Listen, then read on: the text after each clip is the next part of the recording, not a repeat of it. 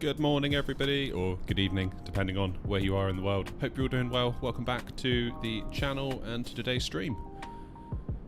A little bit of a chill stream today. We're just going to take a relatively short hop compared to what we've been used to on the long haul down to Alicante, starting in Gatwick. A little bit of an experiment as well from my end. I've lowered my settings just a little bit to see if we can kind of find that balance of FPS, especially as we're dealing with the freeware version of Gatwick today, which, as many of you probably know, is quite a handful. Who have we got in the chat? Felix. You can set your watch to Felix these days. Felix is always in. How you doing, Felix? Nice to see you, mate. William is back. And Frug. Pro in the game. Good morning. How are you? So we're going to take it easy today. We're not going to stress too much about anything at all. It's the weekend, after all. We're just having a nice little flight down to Alicante. Almost like we're going on a little holiday. The landing last stream was amazing, to be honest. Yeah, it was a tricky one, Frug, because of course we were fighting against those low FPS numbers, weren't we? I'll be honest, I thought we would probably have to do an auto land, but even then I've been in situations before. I forget where I was. Maybe... was it Dublin? I don't know. Wherever it was, FPS numbers went bad, and I kind of thought I'm just going to have to do an auto land because it's unflyable. The problem was, of course, is that if the FPS is low, like 8 or 9 FPS, that means the plane is only sort of getting 8 or 9 data points every second. Therefore, it can't really fly itself either, so it's a tricky one.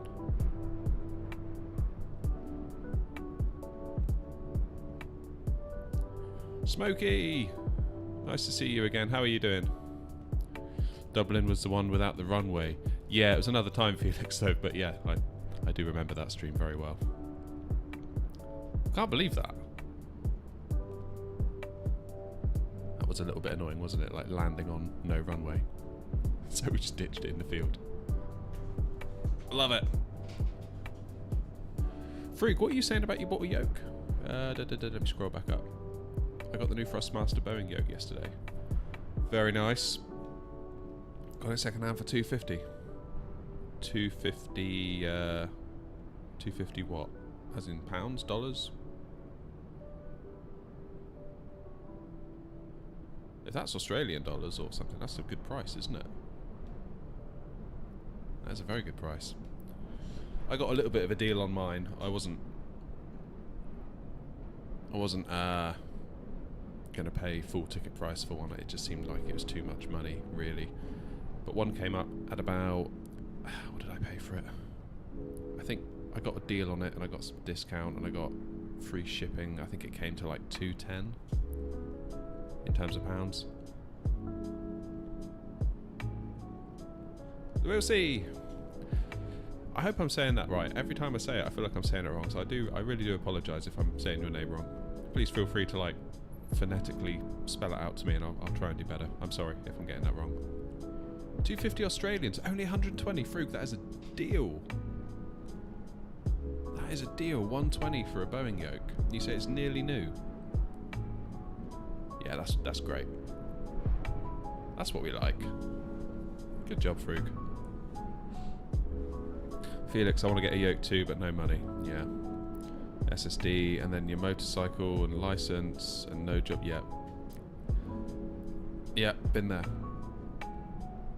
Been there. It'll all come up in the end. Don't you worry. It always does. Right, what are we doing? Let's see if we can get this plane fired up. I haven't flown this plane in ages, nor have I attempted to start it. Oh, there goes those FPS. So it's been a minute. I'm also using an iPad today. So that's something new. Well, not new necessarily, but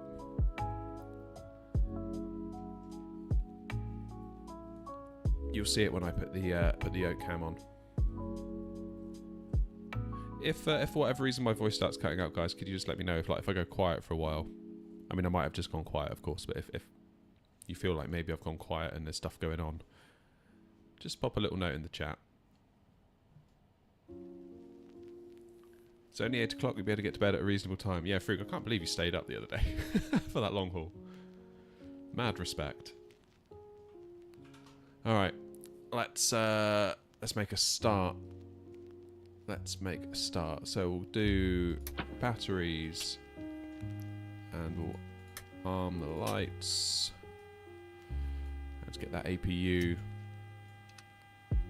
started.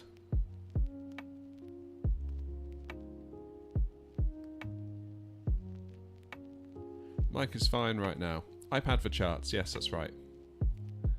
That is right. What can I buy? The Thrustmaster TCA with the joystick and the throttle, or the 737-900? Well, I mean, I guess it depends. Do you already have a PMDG of other sorts? Do you have the 800, the 700, the 600?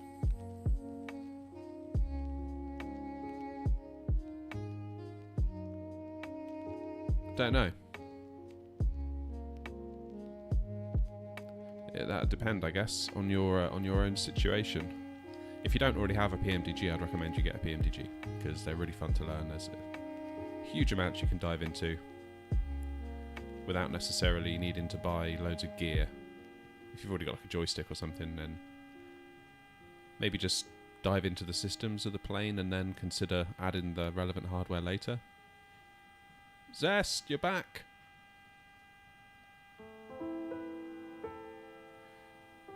Yeah, that's right, Felix. They did say the next update will include the EFB. So we'll see. What country is Alicante in? Spain. Going down to Spain. Doing the holiday route. All right. Oh, I've almost forgotten what I have to do. APU gens. There we go. Okay, let's do our logo. Strobe is on steady.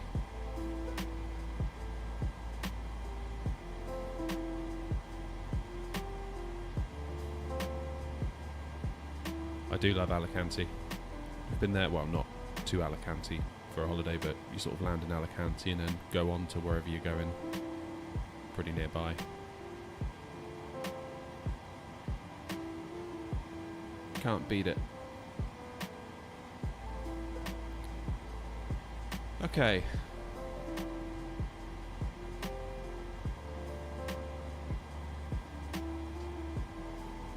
We should probably use some GSX as well, shouldn't we? I feel like I'm not sure what I'm doing.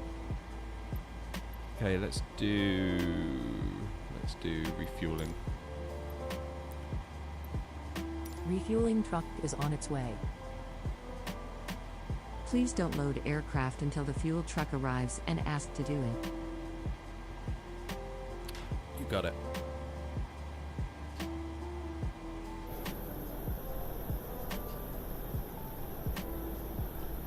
Oh boy.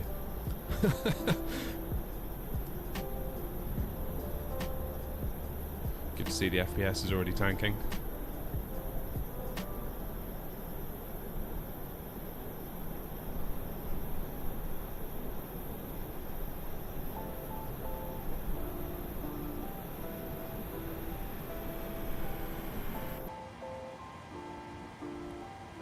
Fuel truck is in position.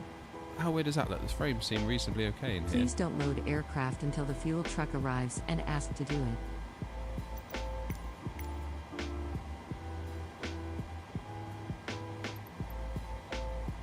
Boarding requested.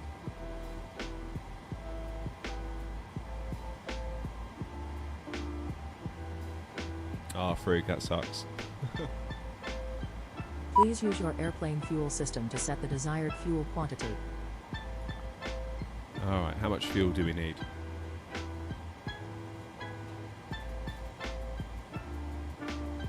9426. 9426. There we go. Let's return. Ground services. Do you want to board crew? Sure. Please use your airplane fuel system to set the desired fuel quantity.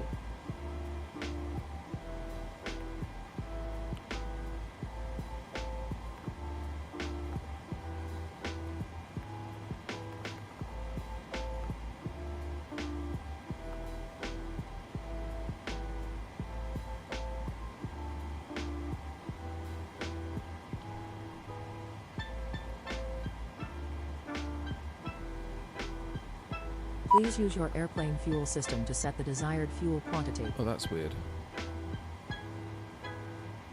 So I need to request the PMDG fuel truck in order to satisfy GSX, I think. Maybe I'll just use PMDG's one next time.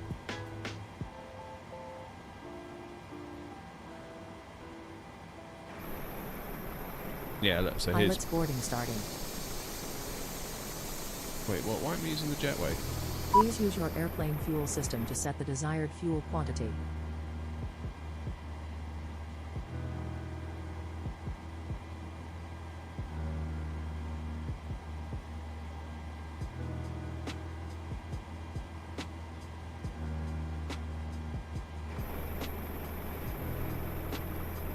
Here come the crew.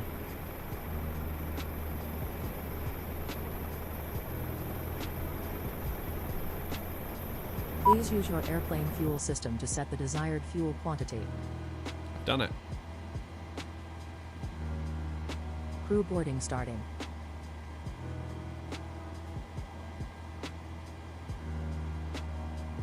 If you call the PMDG truck without calling the GSX one, it'll automatically bring the GSX one. Alright, thank you for that, Felix. I will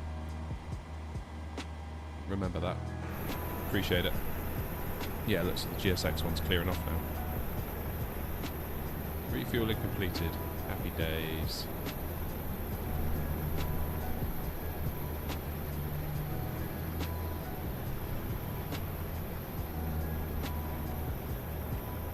I thought I switched to JetBridge.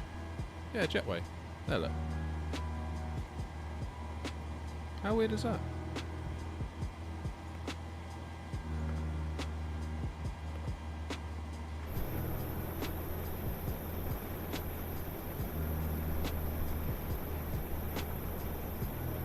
Well, I don't know then.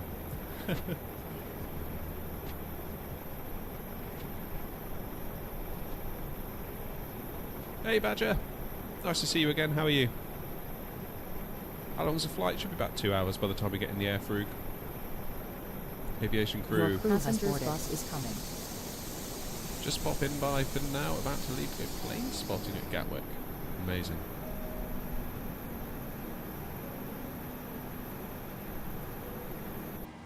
That's very cool. Okay, let's sort out our navs while I think of it.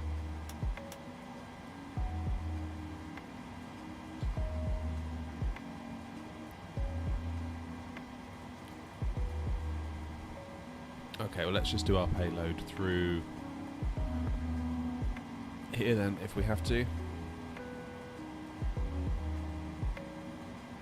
So we've got 160 passengers on board, that's right, and we have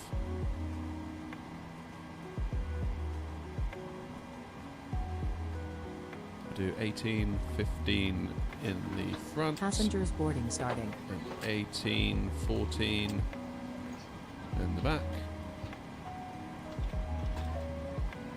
0 fuel weight.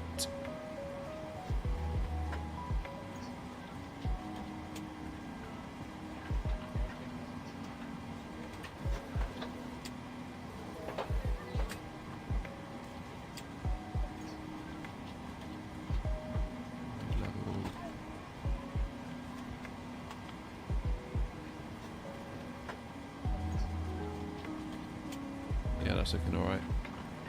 It's looking good.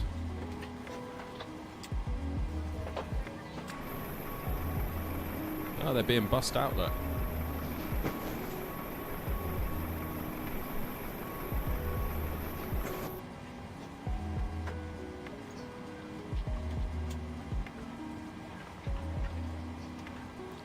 Very good. Okay. You know what? It's true what they say. If you don't use it, you lose it.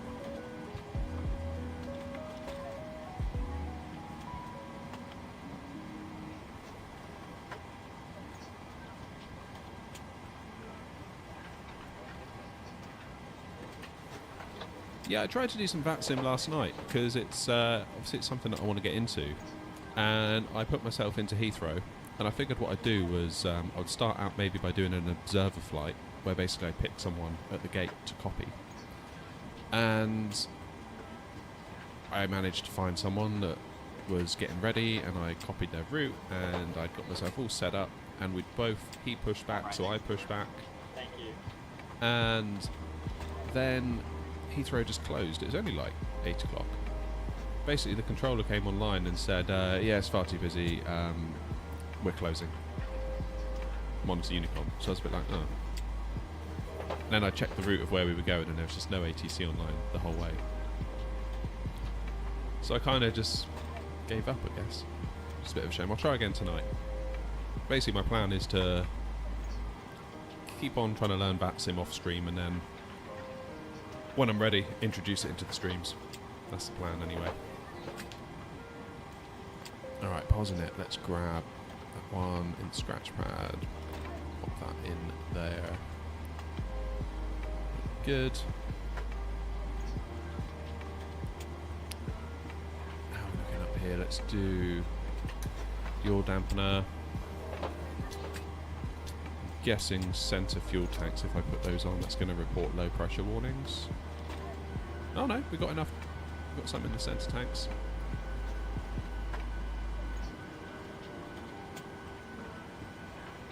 Skiathos or Princess Juliana? Or maybe Skiathos? Alright, let's get hydraulics on. Let's get all of these on. Do auto, APU bleed. Cruise today is 35,000, I think. We'll double check that in a moment.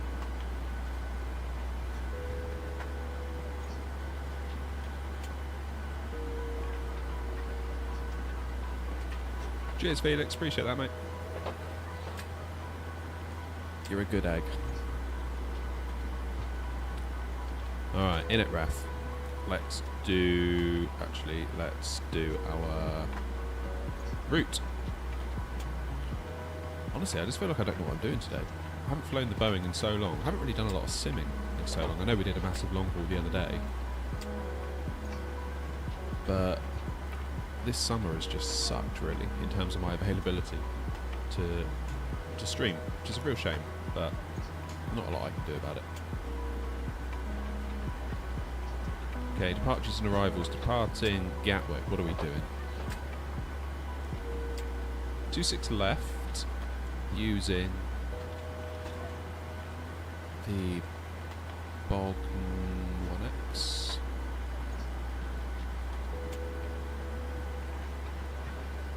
Good egg. You never heard that expression before, Felix? It's used sometimes here in the UK, at least. Oh, you saw the ventilation video. Nice. Yeah, I think it's working. Like, I was going for about 4 hours last night, and obviously doing that VATSIM stuff, and I was just trying to practice in the Phoenix, although I'm terrible in the Phoenix at the moment. I don't know what it is. I either crash it into the ground or I float. It's like I'm really, really struggling to find that sweet spot in the middle. But anyway, I think it's maybe worked. Seems to be around about 26 is where it settles, with the PC going like full on. Going to do runway 10 into Alicante. Is it VLC? There it is. VLC 3L, execute that.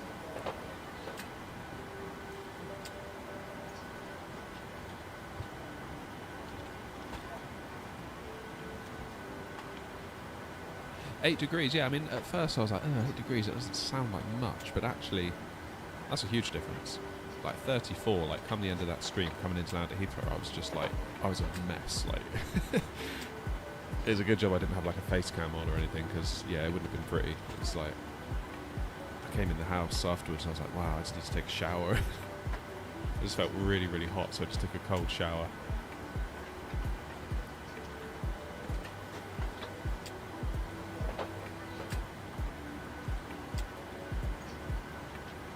Bevy's in. Morning, Bevy. Or good evening, Bevy. Good day, Bevy, I should say. Alright, so we've got the route in. Let's do Perfinite Request.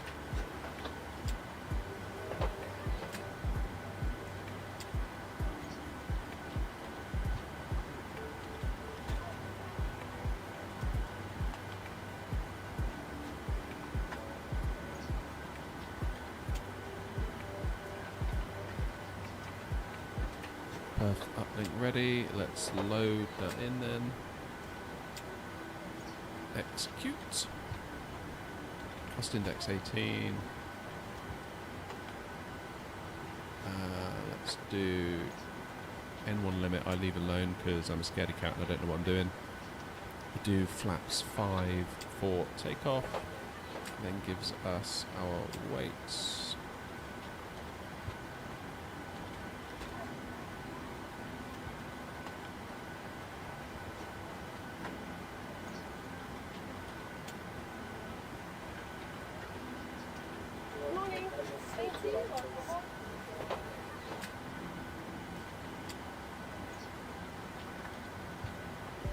Do centre of gravity while we're here. Put that in. Trim 5.02. What are we on?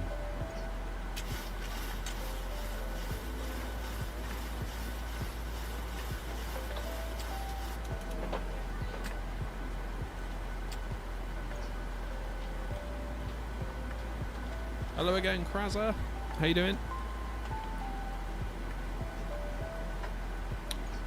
Okay, let's check through our legs.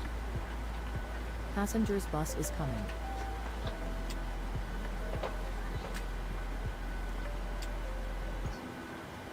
Let's go into plan. So, out of Gatwick. And we'll make a turn to the left. Heading south. Then we keep heading south, make another left turn, then a right turn. So it's a bit of a kink as we come out here, but that's okay. And then we just keep on heading south into the warmth.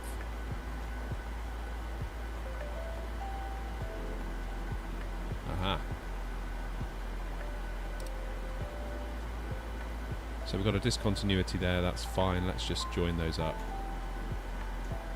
There we go. And we've got a go around in, so in the event of a go around we head out and Passengers we boarding started. hold at Maga. Magaj, is that? I don't know. Whatever.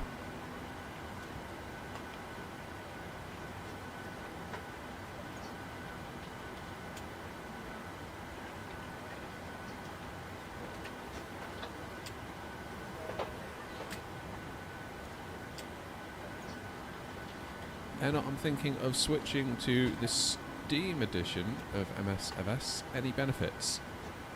Not necessarily, Frug. I mean, the reason I made the decision was it was literally this time last year. I was on Game Pass for The Sims, so that meant I was on the standard edition. And the premium deluxe version went on, I think they did like a 25% or 30% sale on it or something.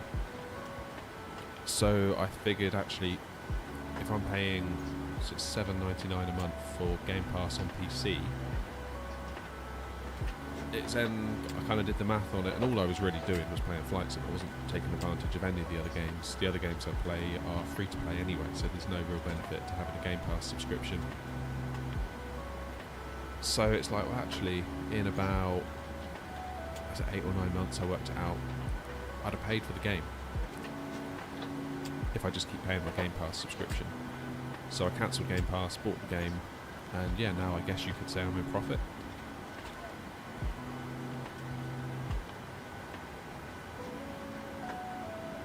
You already bought the Premium Deluxe, does this mean there's no benefit? Basically, yeah. Stick with what you got if I were you.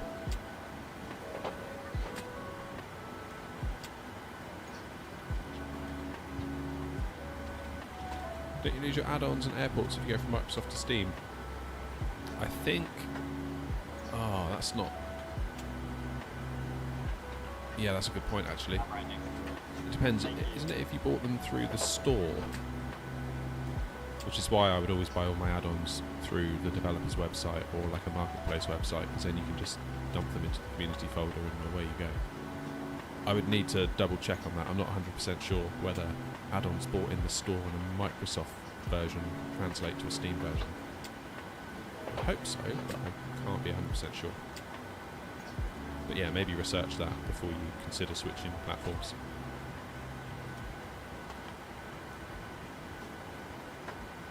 Is the 737-600 worth it? Yeah, absolutely worth it. If you want to just learn the Boeing systems and you're not too worried about how long the plane is. Yeah, great price, great plane. Makes a ton of sense.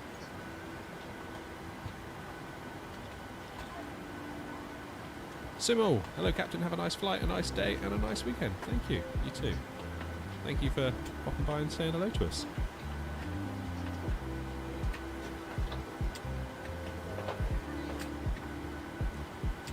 Yeah, I would stick as it is through, to be honest with you. I mean, maybe reconsider when 2024 comes out, maybe? I don't know.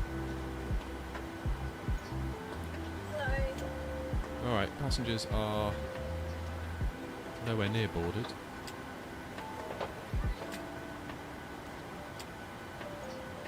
So how are we doing?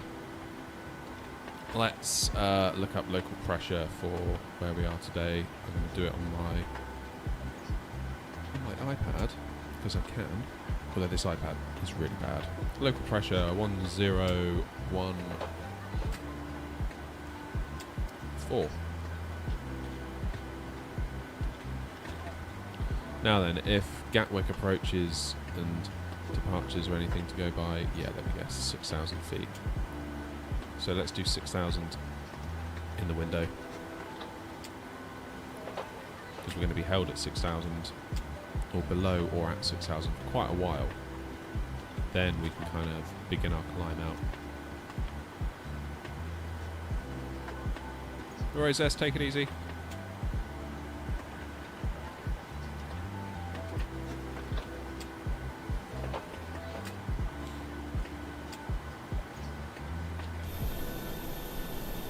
We're still seriously loading passengers.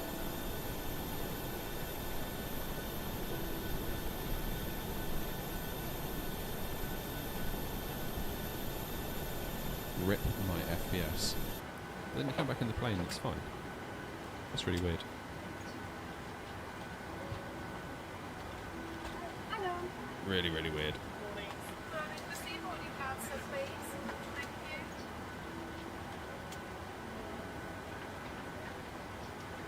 Hello. Thank you. No, I'm not on the betas. I kind of figure if I'm streaming, I need stability, Felix. I can't really be messing around with things that might break on me. So, yeah, not ideal. It would be nice to be able to play with all the new shinies, but ultimately, I mean, it's bad enough as it is at the moment with our frame issues and everything. So. Gotta go, need to go to the beach. Damn, enjoy. Enjoy. Alright, what is our runway heading?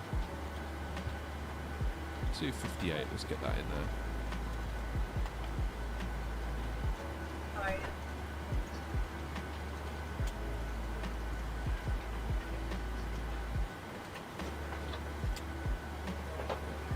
Hey, Nick's in. How you doing, Nick? By the way, if you want to get into the 787, maybe you want to try it or wait for it, since plane will be getting more features and sim brief. Yeah, I heard about sim brief. That sounds cool. That does sound cool. I don't know what it is about the 787. I just don't feel drawn to it in the same way as I do like the 737 and the 747. Even the 747-8, I'm a little bit like, it's not real 747 though, is it? Do you know what I mean? Like, am I being daft? No. Something about that classic 747-400. Queen of the skies, you know?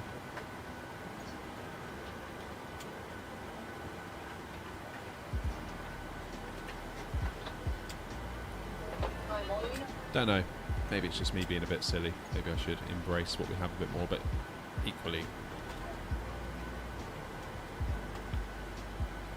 I fly the 747 for long hauls often. How do you find it, Felix? Since you're probably more up to date on the 747 than I. Hello, sir.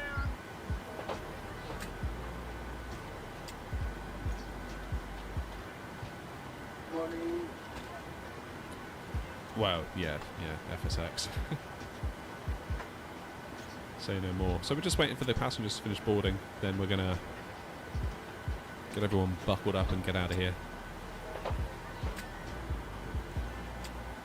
It's alright, but nothing better than that. Yeah, I mean, I took it on a test flight when AAU2 came out. We sort of did a little lap of Heathrow. Passengers bus is coming. And it was alright. There were a few things that I'm not sure whether it was my lack of understanding or whether it was buggy.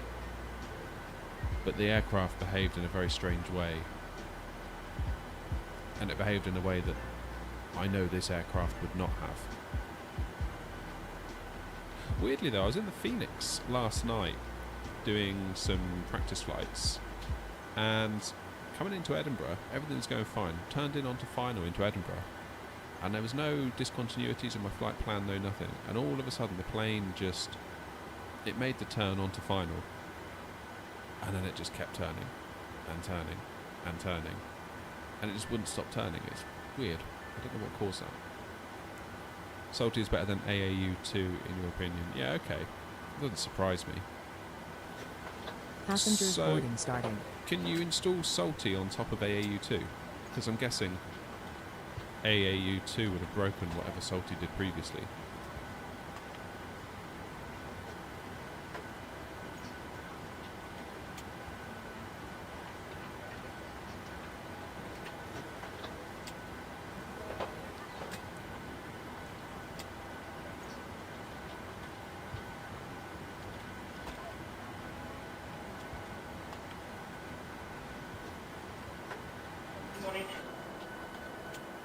So are the passengers actually in the plane?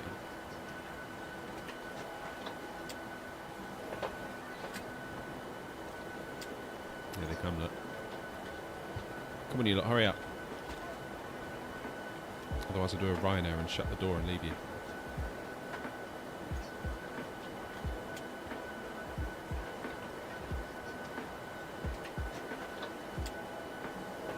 It's literally the slowest walk I've ever seen. Come on. The seaboarding council, please. Thank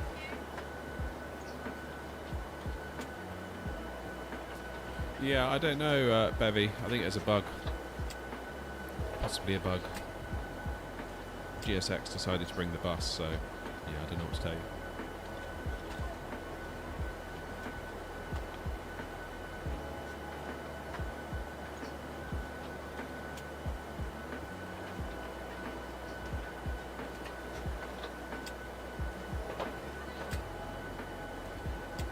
Airport buses are so weird, aren't they? Remember when we flew, when was it? 2022, we flew to Prague. And that was kind of when COVID was still like a thing. And we flew with Eurowings, and they were very, very on it. With like wearing masks and COVID safety and all of that stuff. And as soon as we landed, we all got stuffed into one of those buses. There's literally no room, like packed in like sardines. It's like so different to the experience we just had on the aircraft.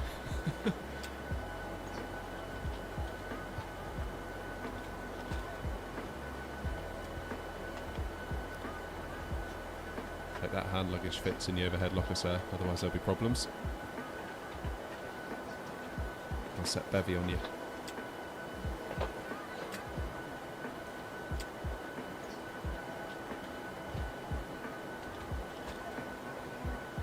It depends, Kraz. I mean, like, if you want to get into the Kuro 787, you need to have the default 787. So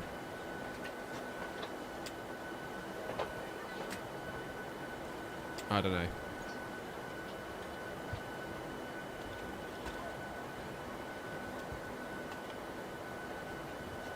I think Hello, sir. one of the things that I kept coming up against was that I was running the game on Game Pass. I was paying every month, and I was only playing Flight Sim on Game Pass. I wasn't making use of it in any other way. And the thing I kept coming up against was I was starting to think about buying things like the 737, and I thought, what about the Phoenix? And like, you think about all this extra stuff you're going to buy, and I didn't feel great buying extra stuff for a game that I didn't own, because I was essentially renting the game. And then I kind of did the maths on how many months it'd take me to pay myself back if I just bought the game now. And that's kind of where I landed. Pun intended. I was like, you know what, let's just buy it. It went on sale, so that was that, really. Okay, let's get these doors shut, because this lot have held me up long enough. Oh, doors are shut.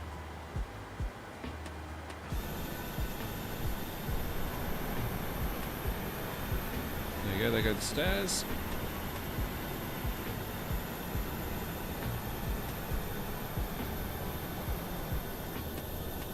Kuro. Is it the Kuro that you mean, or the oh no, the heavy division.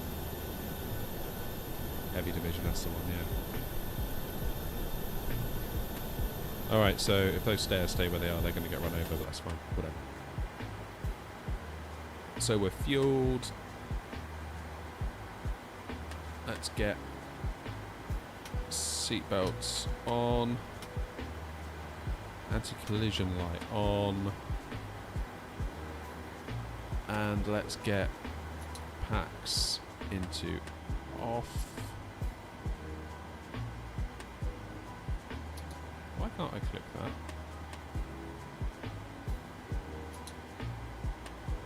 Thank you.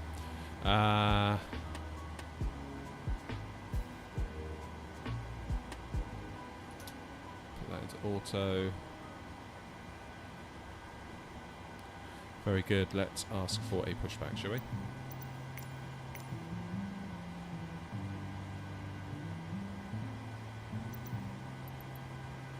So boarding's completed. We've done fuel. We're not going to bother with catering because I sort of just want to go now, really.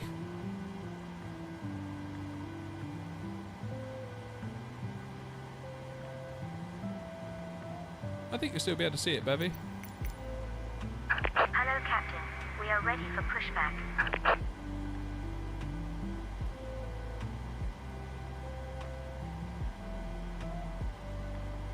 It still has a 78710 hitbox. Really?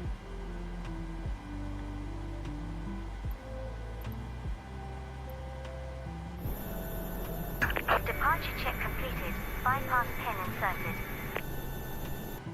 Oh, I know what we need to do. We need to get rid of ground services. Get rid of that fuel truck.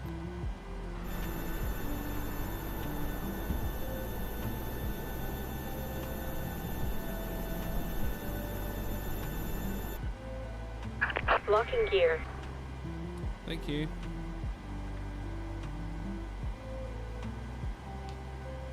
Doing this exact route in 2 weeks. Very nice. Not jealous at all. I promise. I hope you have a great flight and a great holiday, presumably. Usually most people are going on holiday, aren't they, if they go in that way. So we want to do nose, right, tail, left. Release parking brakes, please.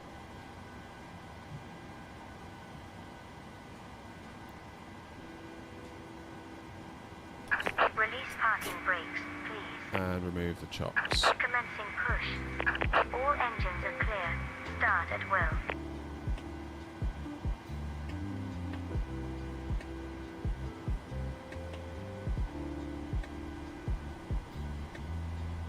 Okay, let's put engine 1 into ground. Let's see if I can remember.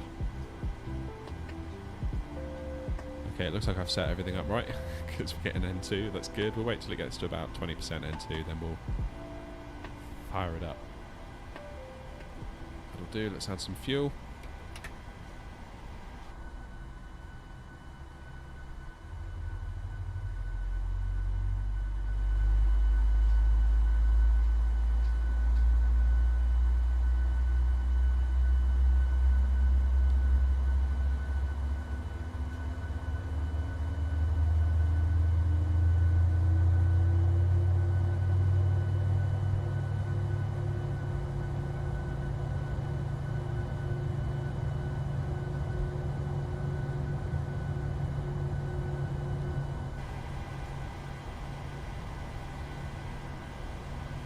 Very nice. Let's start engine 2.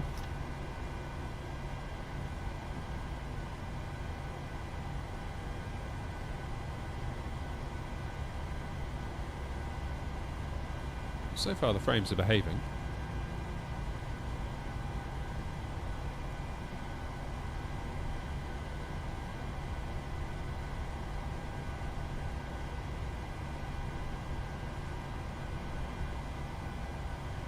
Let's give it some fuel, shall we?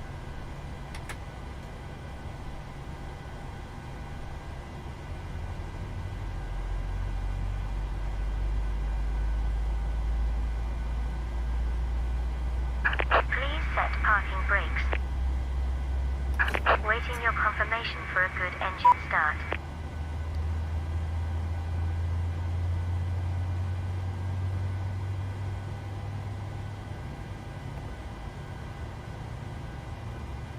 Getting there, that's looking pretty good. So we'll do projected takeoff.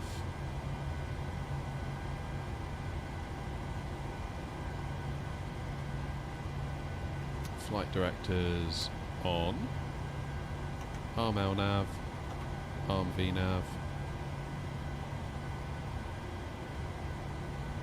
And let's tell ground crew we've had a good engine start. Cockpit to ground. We have a good engine start. You can disconnect.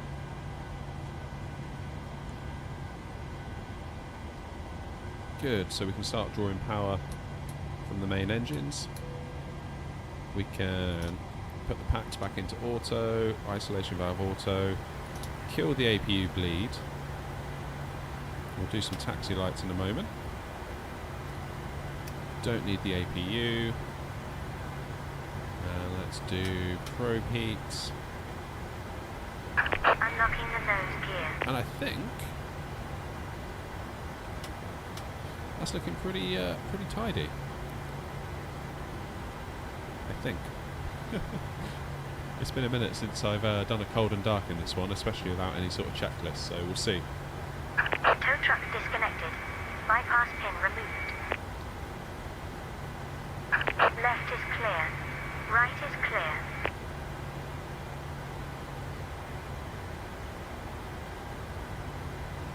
Excellent.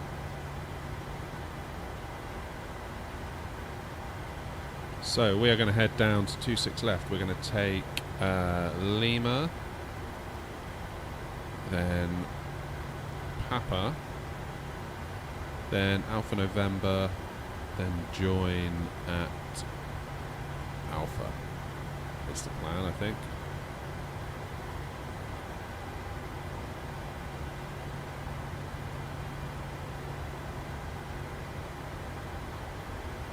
Okay.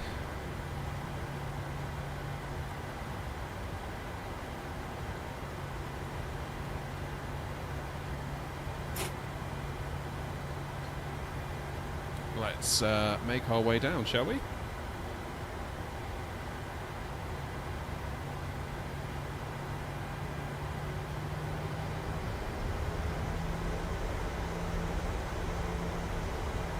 There we go, there's my little iPad.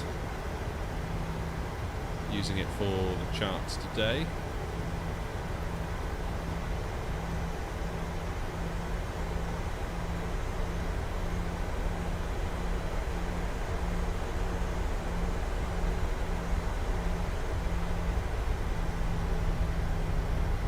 Yeah, it's a tricky one to know what to do with 2024. Like, if it comes out, it could potentially be a year until it's out.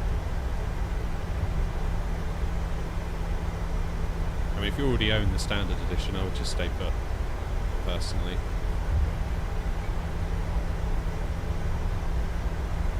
It's just my 2 cents. But if you're on Game Pass, then I guess you can work out what you're likely to spend over the next year if you want to cancel Game Pass. But if you don't want to cancel Game Pass, just stick with it.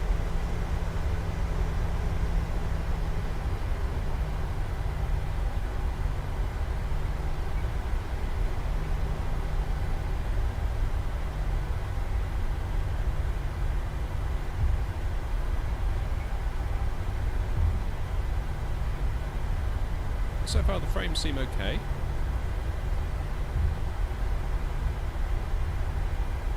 Which has got to be good.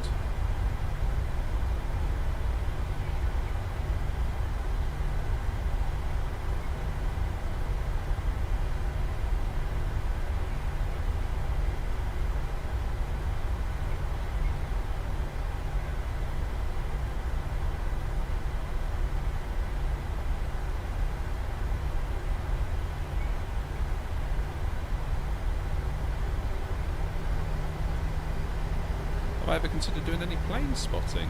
Honestly, no. I don't really live near any airports to do it at, really. So, kind of rules that one out. Hey, Ashy.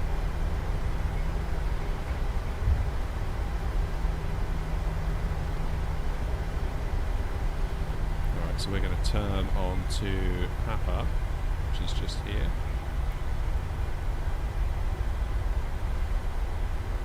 Yeah, it looks great, Bevy, and this is a great freeway. I mean, I know it hits the old FPS quite a lot, but it's very good nevertheless. When you consider that it's free.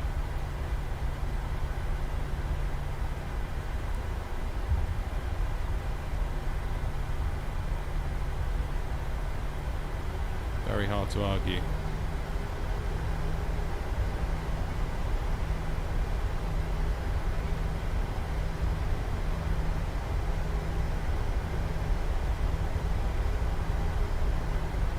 Cheers, Felix. I feel like I'm forgetting something and I don't know what it is. I would check my checklist, but I sort of don't want to. I sort of want to do it myself.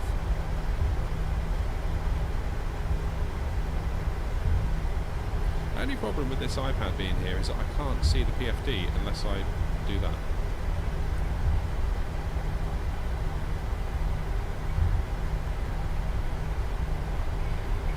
Maybe I need to get my TV up higher on like a wall mount or something like that.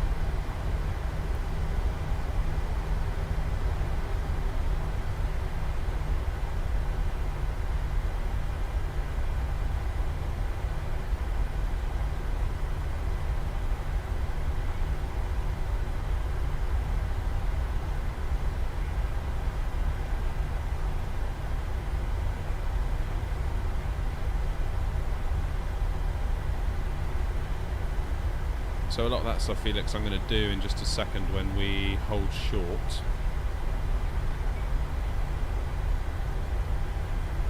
So we're going to stop at this stop bar here and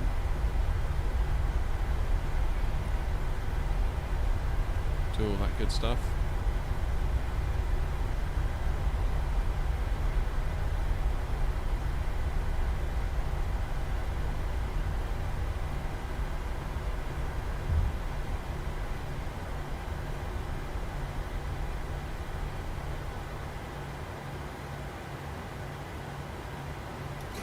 Parking brakes on.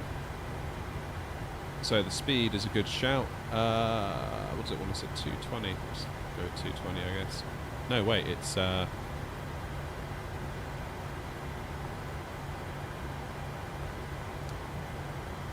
it's V2 plus 15, isn't it? So 166. That's what I didn't do.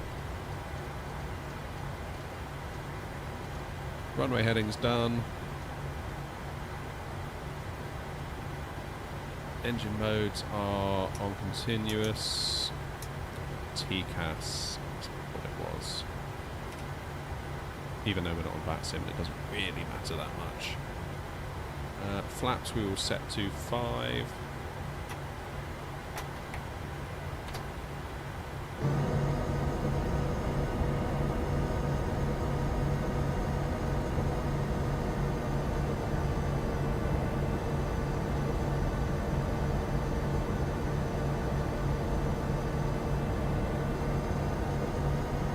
I love the sound of those flaps.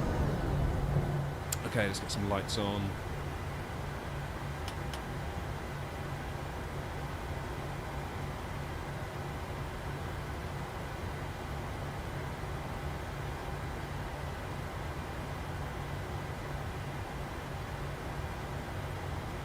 Let's put... Should we do terrain? Or should we do weather? Let's do weather. There we go. Air data selector. Not familiar with that. What's the air data selector?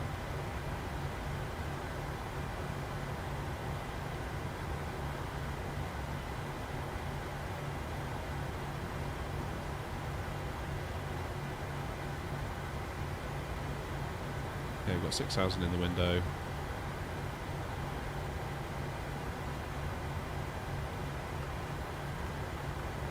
Cruising at 380 actually, aren't we? So let's change that.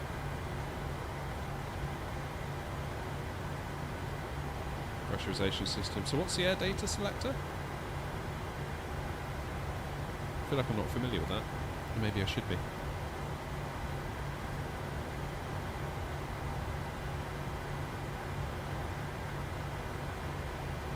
Oh well.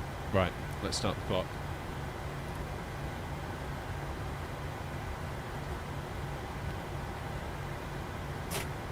Let's get ourselves out there.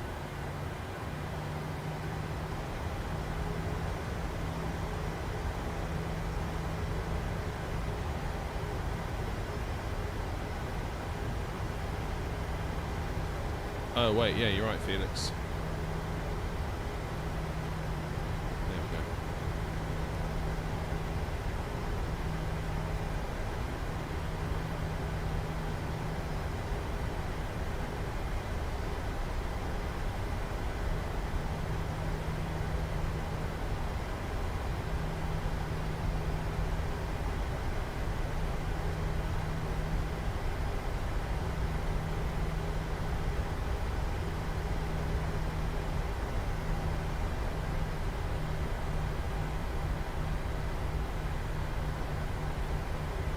Go.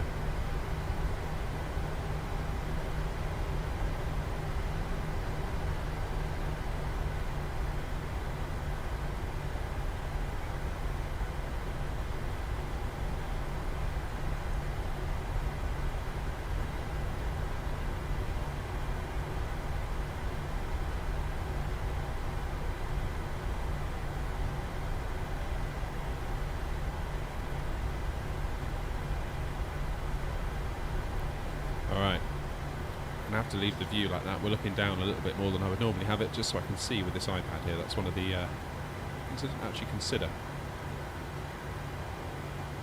Wing lights are off. Don't they normally just use wing lights in the dark? I feel like I need to up my game on lights. Put wing lights on, I guess.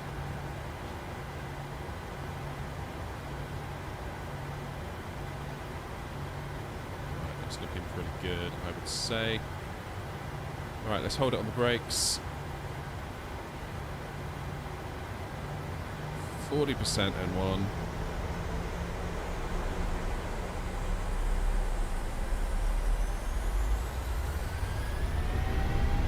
Yoke forward.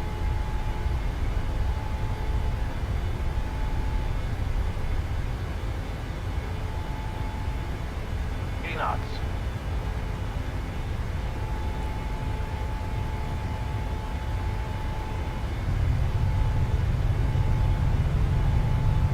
V1, rotate.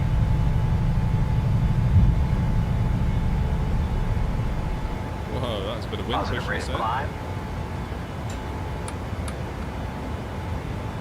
That was windy.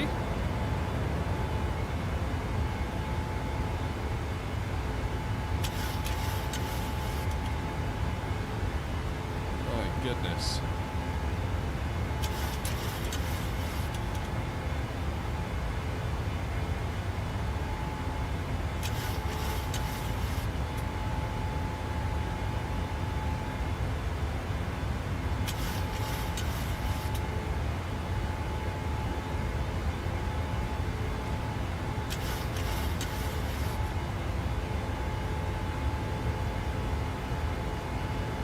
That was definitely on the windy side there, wasn't it? Nice view, look at that.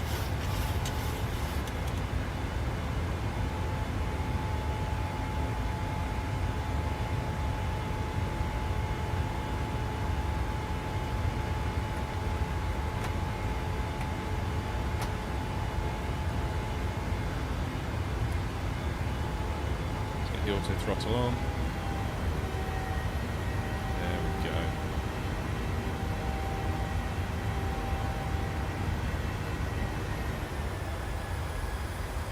Don't worry, Farouk, it'll be time for coffee soon. I'm a coffee machine. I turn coffee into live streams.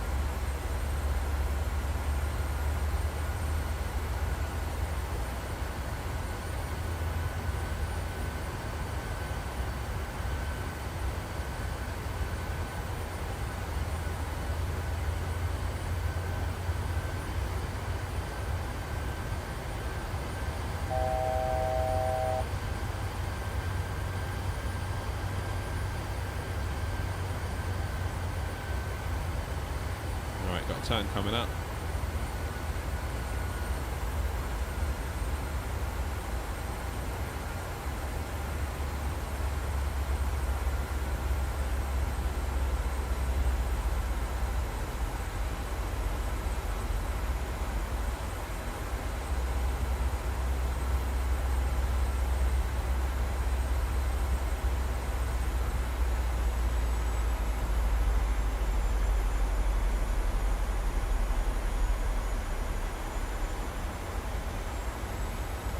Nice and easy.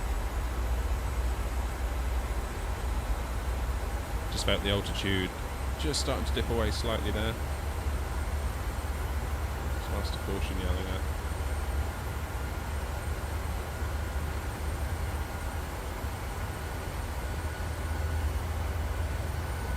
Okay, let's investigate that. Air conditioning. What have I done wrong?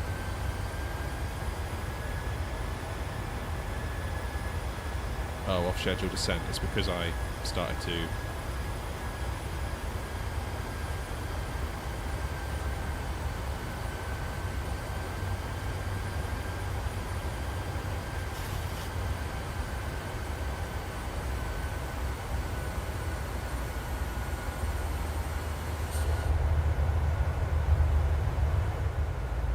Right, well, we made it.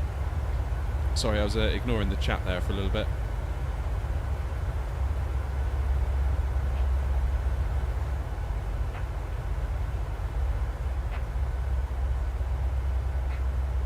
Charlie Productions, morning, how you doing? So what have you all been saying while I was busy? Can you see Gatwick in the background there? I'm sure we can we?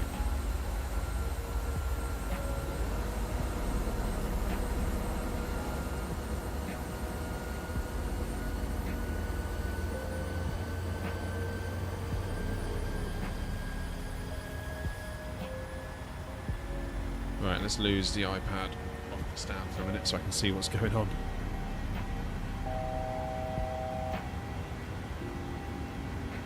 Yeah, not a bad takeoff that. It was incredibly windy. You really felt the aircraft as we lifted off kind of get battered around there, like the nose really wanted to go to the left because of all that wind hitting the tail fin, presumably, as we were lifting off.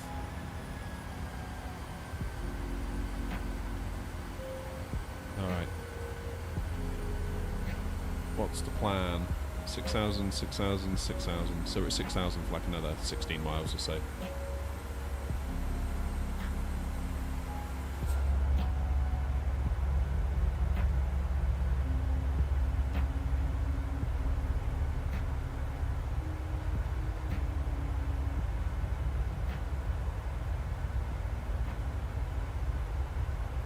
Sorry, Krauser, what were you saying about 2024?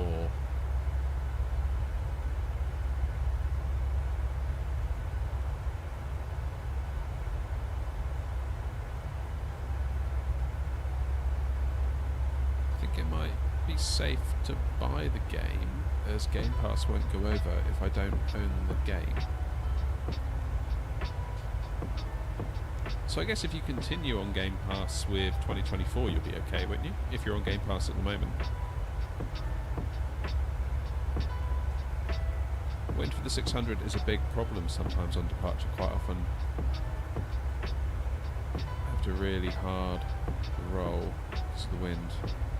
Just wants to flip the plane almost like a wing strike. Yeah. That definitely felt quite windier than I'm used to in a takeoff in the 737. Hopefully the weather will be a little bit better for us down at Alicante.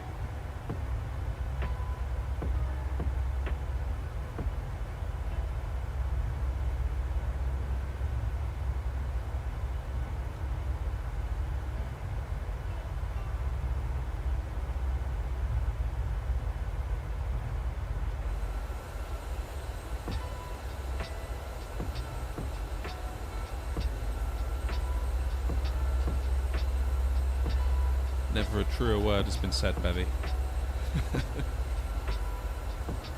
Like I say, that time that I forgot to put down the landing gear, all your fault.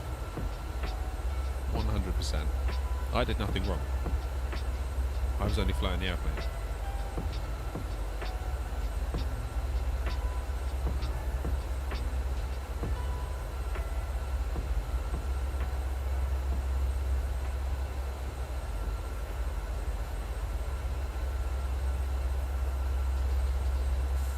Right, how are we looking? Must be time for us to start climbing. Yeah.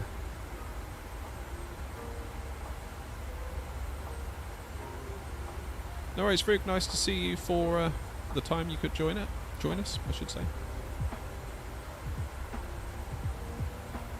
Hope you have a good day. Okay, let's dial this one up to 380 so we can go straight to cruise.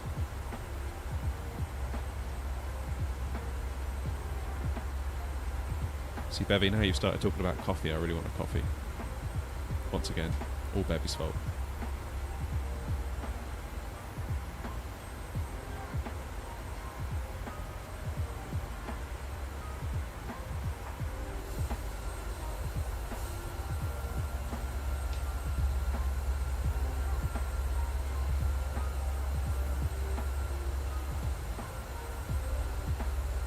Frame check.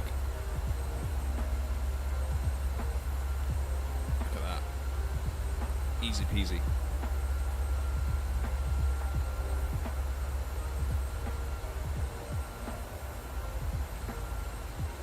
Look at that, been live for an hour. We've literally just got going.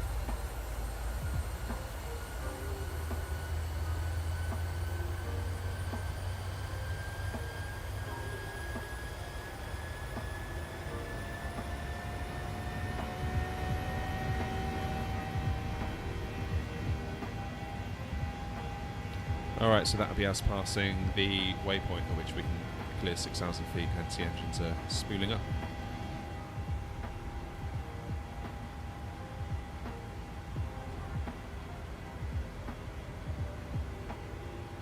Looks like something that would give someone a seizure. What's that, Bevy?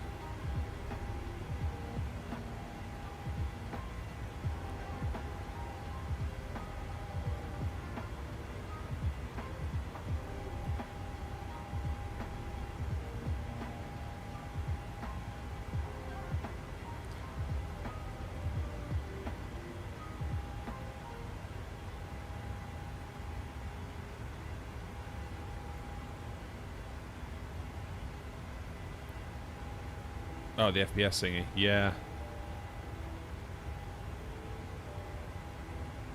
Alright, coming up on 10,000, so let's get rid of rejected takeoff. Flaps are back to normal. Engines can go back to normal. Clear the engine lights. Engine lights? Takeoff lights. I know what I meant. Yeah, that FPS thing though, Bevy, is really useful. basically see what's stressing out your system. So the GPU's just kind of chilling, really, for the most part. It's my processor. The old processor.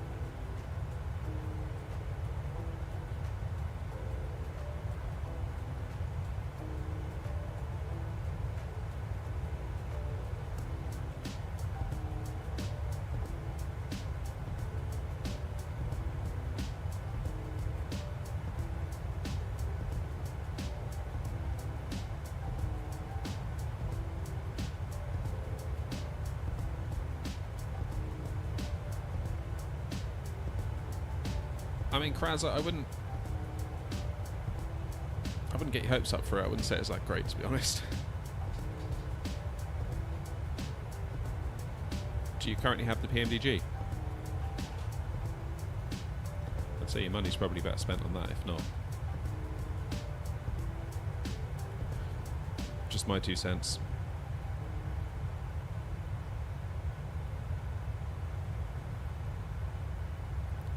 Get a real one, steal it. I was watching a TV show. Was it a TV? It could have been like a YouTube video that was essentially a TV show that someone had uploaded to YouTube, and it's this guy whose entire business was repossessing airplanes. Like 737s, A320s. Such a bizarre business. Obviously doing very well because like he's there driving around explaining what he's doing in a Bentley. So clearly doing okay. But yeah, he basically turns up at an airport with a load of paperwork, walks into the office and goes, "Hey, this is mine now. We're taking it back. You haven't kept up the payments on the lease or whatever it is." He generally, I think he had like a big battery in his boot of his car because he was like, "I don't know if I'm going to be able to start the airplane, so I've got a battery that I can install in the airplane in the event that they've taken the batteries out or they've gone flat because it's been parked up for too long." And yeah, he's basically this pilot guy that he has on staff. They just flew the plane away and took it back to the owners. Really weird. Really, really weird.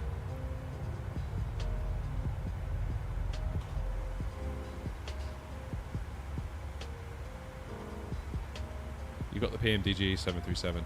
Honestly, Krazza, I would just maybe stick with what you got. It sounds like you've got like an amazing plane as it is.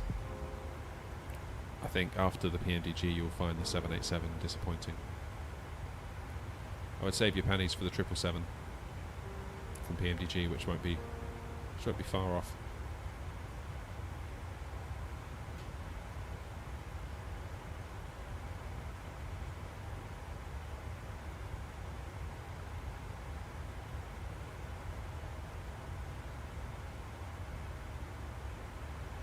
Well, fair enough then. If that's what you want, that's what you want. Although you have the 747, yeah, that's a valid point. I think the 777, I mean, could you maybe try the, do you use the Headwind A330 for long haul? That's not a bad option for right now. For free. And doesn't require the Premium Deluxe.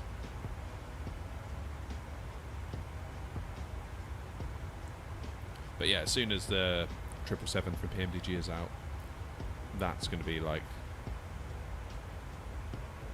that's going to be my go-to, I think, for anything that is beyond the range of anything that's sort of beyond like 2 or 3 hours, I think.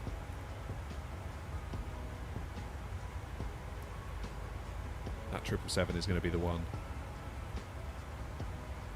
And obviously then we'll get the PMDG 747, hopefully, relatively. Well, probably won't be that soon after, but you know. And as far as I'm concerned, Boeing is like complete at that point. 73, 74, 77. Not overly fussed about the 787.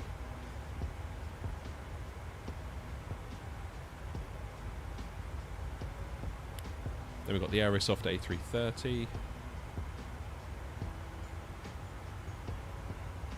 We've got the Phoenix A320. Then Phoenix are going to do their expansion pack with the 321 and the 319, and Aerosoft are also doing a 321 Neo, I think. Yeah, try it, Kraz. I mean, it's basically, the cockpit is basically the A320, but they are working on a newer version of it. The sounds, I love the sound pack they put on it. It's really great. If you go for the dev build or whatever the other build is, you get VNAV.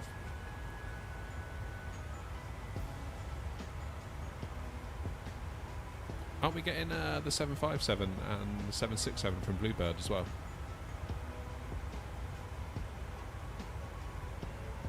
You do fly the A32NX? Yeah, so you'll be right at home with the A330 then, from Headwind.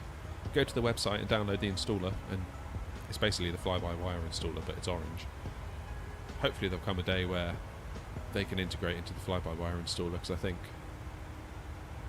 kind of in spirit, they're coming at it from the same place, aren't they? It's kind of like trying to give people really nice free airliners. Yeah, I think you'll be very happy in that case. We did, well, that was what we flew the other day from Dubai to Heathrow.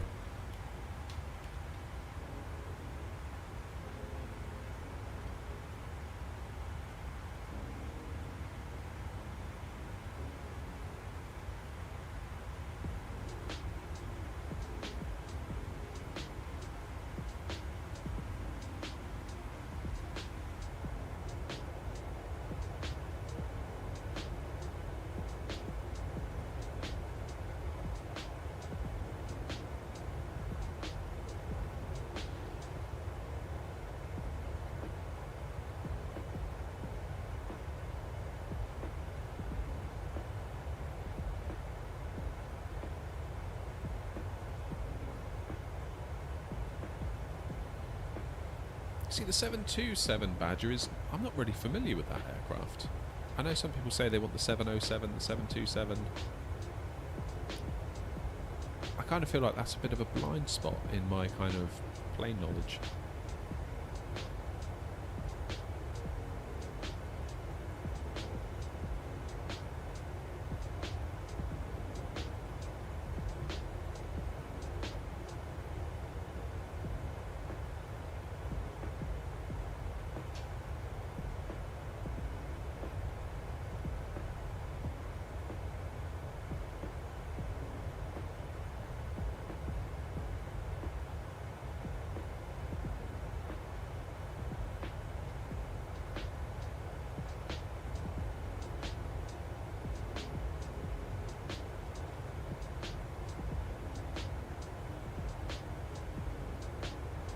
What was the Boeing that's... wasn't it like a tri-jet Boeing?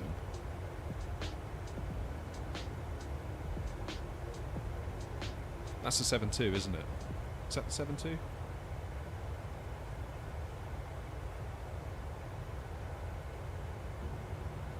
Wow, entered service in 1964.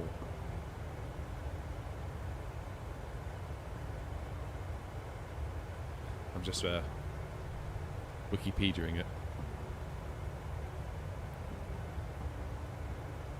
So was there a 717? So we've got the 707.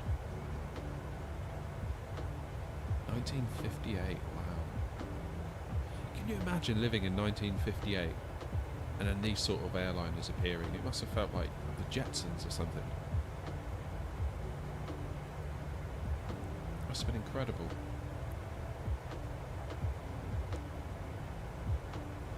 When did the 7.3 first enter service? 1968. Wow.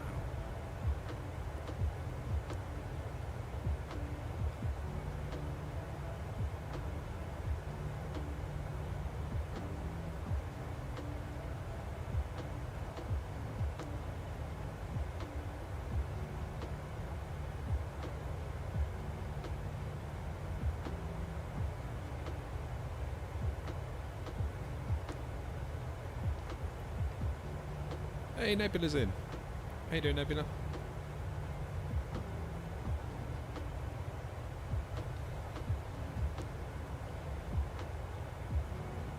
Didn't Donald Trump have a 727 before his 757?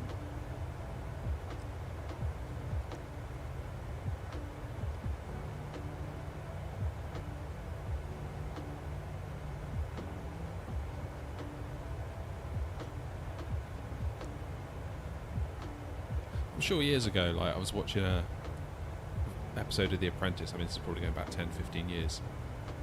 And obviously it's all about, like, look how rich Donald Trump is. This could be you if you win The Apprentice or whatever. And the plane he was on, it's like it had a set of stairs that came out of the tail. And he obviously comes striding out, you know, like the big guy. Look at me in my big plane.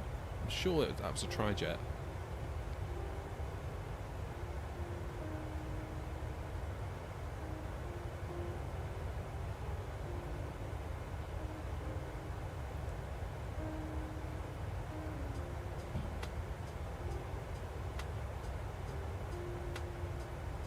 No, but I'm just wondering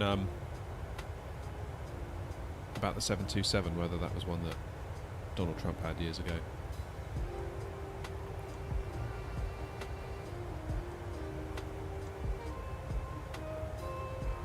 I wonder what happened to, like, his planes when he became president.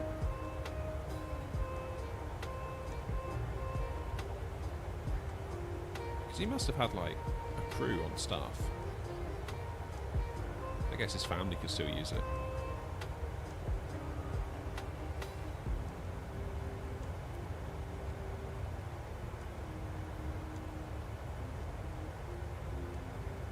Yeah, Kraser, I think Bluebird are doing the 757.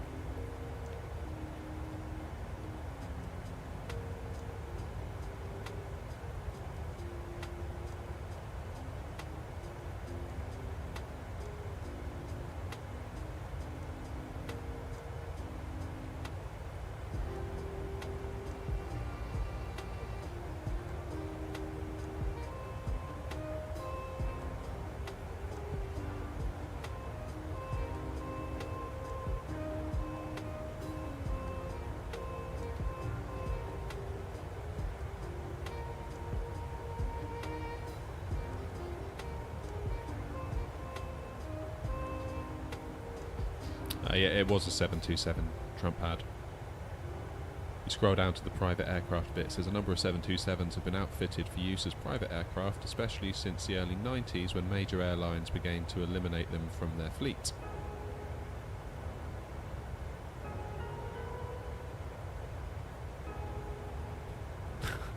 Donald Trump travelled in a former American Airlines 727-100 with a dining room, a bedroom and shower facilities known as Trump Force One. Oh my goodness.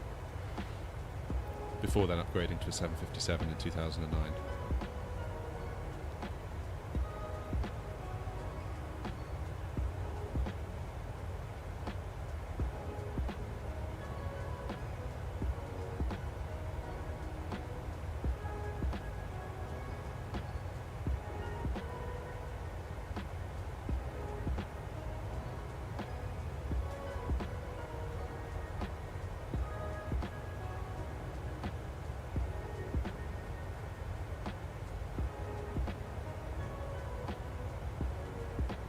Yeah, that's right, Felix. The A340 is notably missing, isn't it?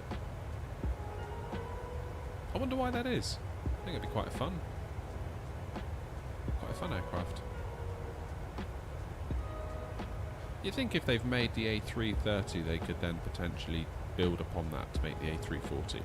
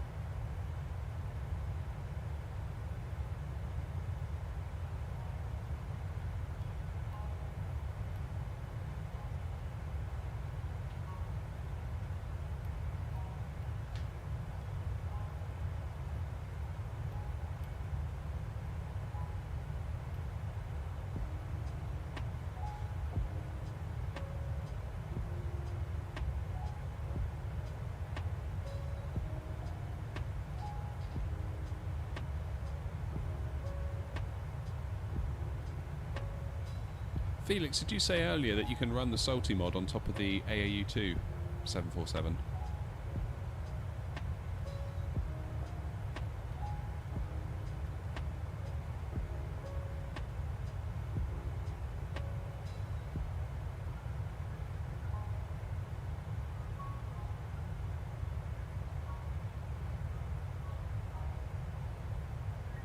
Okay, that's good.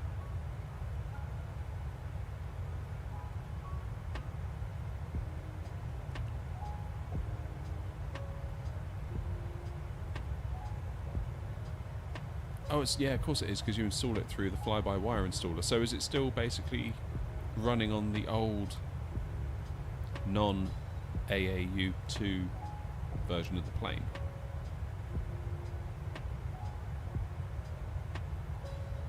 Or is it built on top of AAU2 now?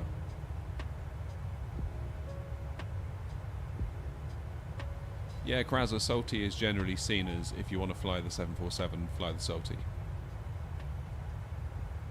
That's generally the advice, I think, conventional wisdom.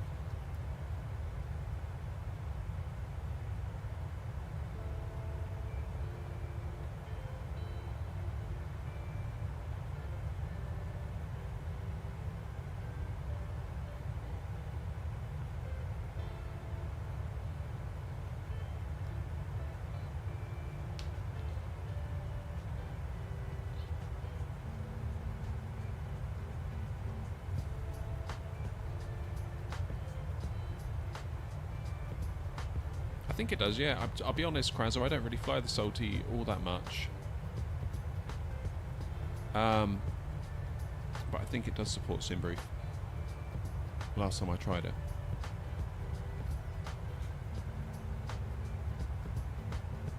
But yeah, I think suffice to say, you've got a lot of options that don't require you to get your wallet out. So I'd maybe encourage you to explore those a bit first. Maybe keep hold of your money for 2024. And or the 777. Yeah, SimBrief does. It's also got an EFB as well. Alright, Bevy, take it easy, mate. Thanks for coming by.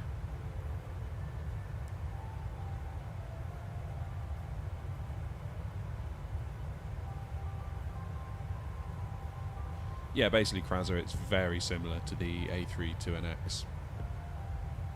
Because it's basically they took the A32NX and forked it and made the A330 out of it.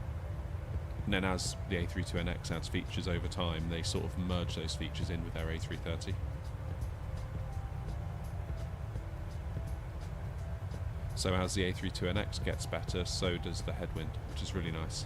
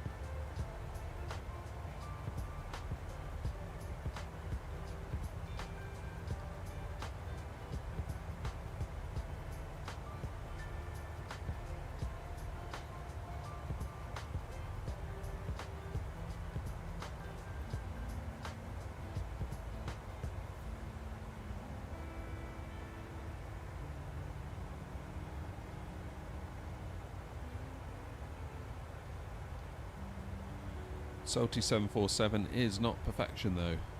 Yeah. This is what I mean, I was saying the other day, I kind of think when PMDG come out with their 747, I'm done with our current crop of 747s. Plus I kind of think I prefer a 747-400 over the Dash 8.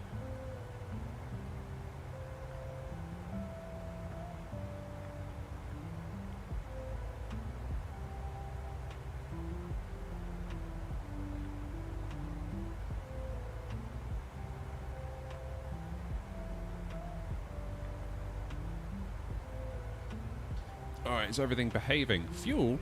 Oh, wait, I know what it is. centre tanks.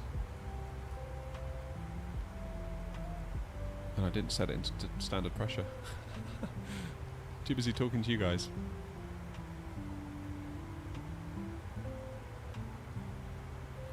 Silly boy. What will the PMDGs cost? I don't know, I mean, I presume they would cost 737 money.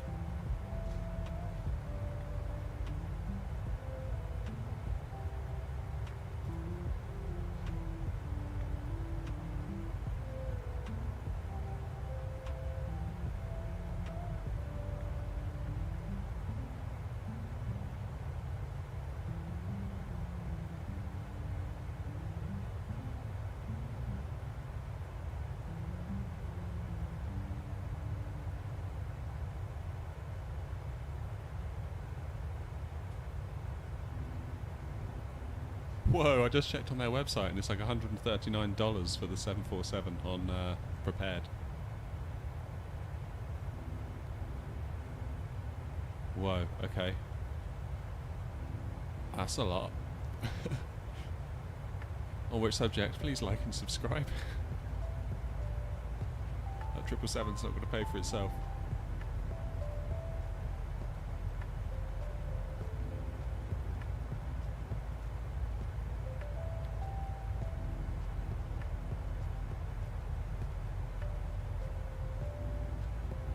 Yeah, Felix, I was just looking on PMDG's website and $139.99 for the base package of the 747.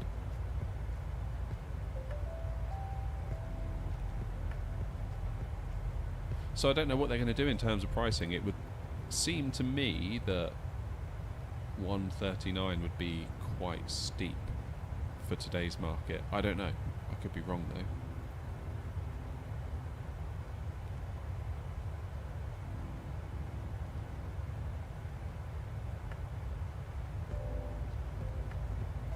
Is prepared like a considered a different sort of market versus MSFS?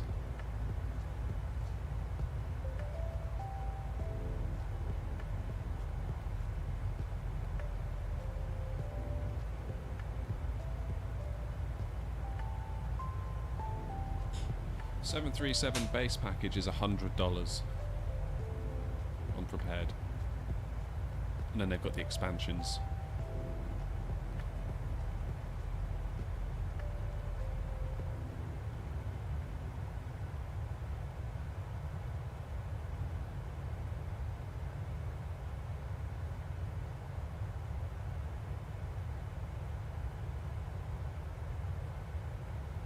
Whereas if you look at what they did with Microsoft Flight Simulator, it's all individual planes at individual prices.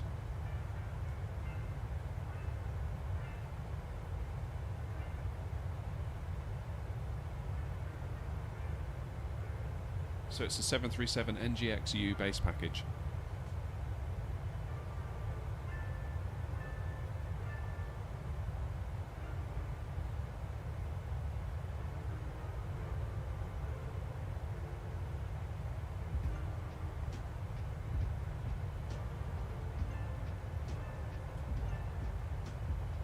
It says the base package includes 737-800, 900 and 900 ER.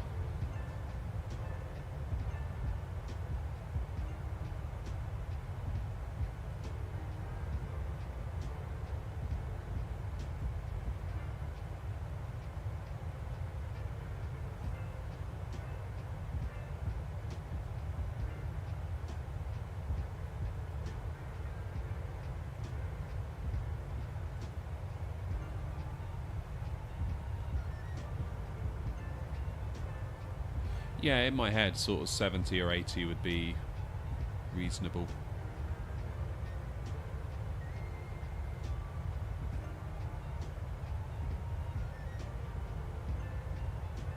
I don't know, we'll have to wait and see. I don't know whether the market for MSFS would react differently to that of prepared.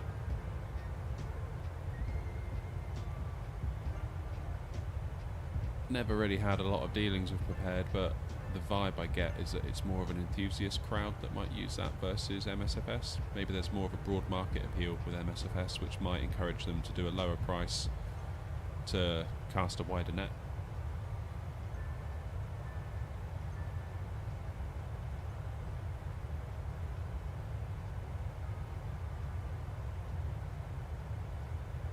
Yeah, this is the thing. Like, a lot of people used to say to me, Felix, that, you know, have you got the Phoenix? And I would say, no, because I've got the A32NX. So immediately that plane had competition.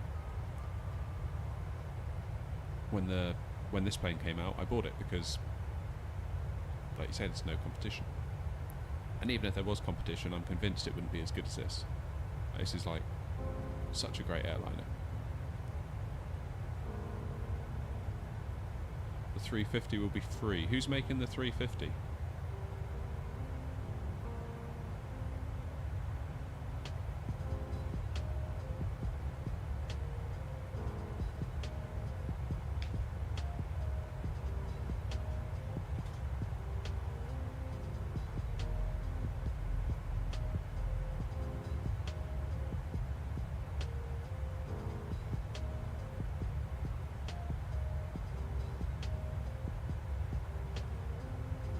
Downloading the A330 now. Brilliant. Love to see it. I think you're going to really like it. It's been greatly improved in recent months.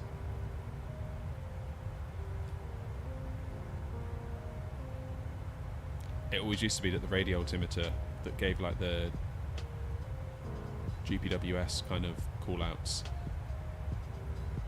that was always a bit wrong. So you'd hear like 20, 10, 5, and then as soon as you heard 5, the wheels would hit the deck, because of course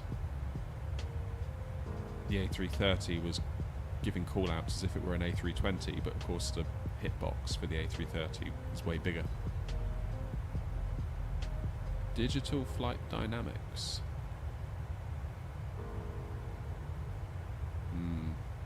Well, wait and see. I mean, that's, the A350 is a complex airliner. Very much like a data-driven aircraft, isn't it? So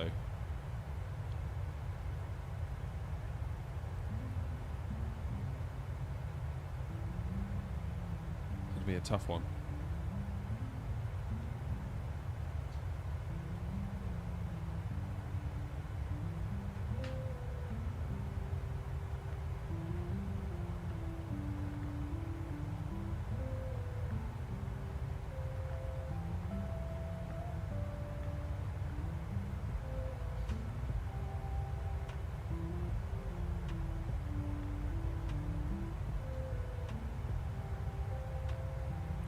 Well, the ventilation is working well. We are currently at 25 degrees.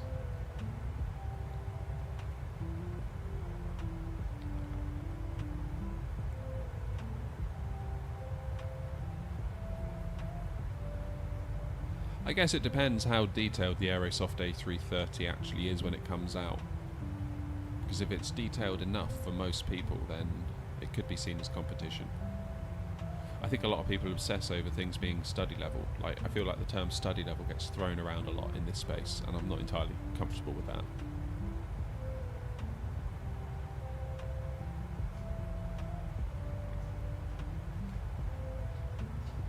And I think for perhaps a lot of users, they don't need study level anyway. They just need sort of A32NX level.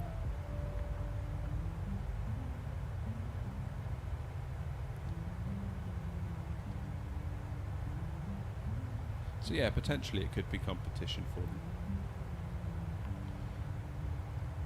I think from my point of view, I'm not too worried about, is it study level, is it not? Like, I kind of figure as long as it's kind of A32NX level of detail, it gets a pass. Because if you're really, really, really pursuing study level to the point where you want to be able to fly the actual aircraft, probably this sim isn't the venue for that.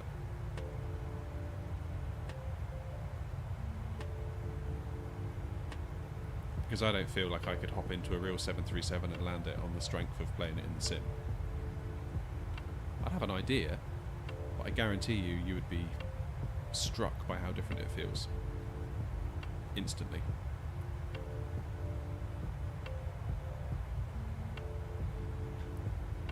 Not saying I don't appreciate the study level that PMDG kind of offer and others, but I just don't like that term.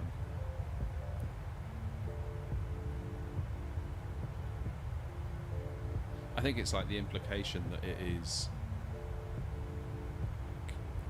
yeah, the term study level to me I think is like an implied kind of, this is absolutely complete and it's absolutely perfect and you could fly the real thing if you know how to fly this one in sim. So I would prefer terms, there you go, like you said Felix there, high fidelity. Or like expert series, I think is what Asobo said, wasn't it? I think that's more appropriate language to use. And I think some really, really great aircraft, potentially like the Aerosoft A330, might not get its full credit because it's not quote-unquote study level, but it is high fidelity. So I don't know.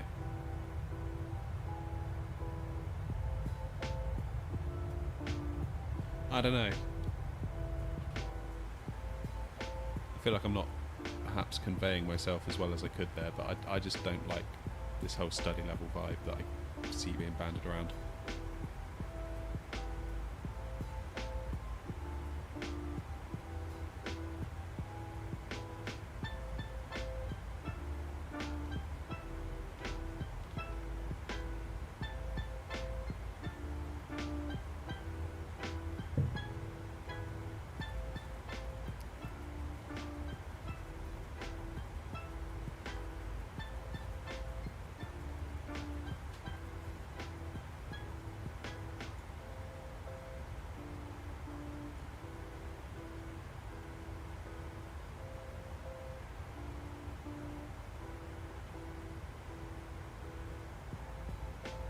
Yeah, I guess one usually comes with the other, doesn't it?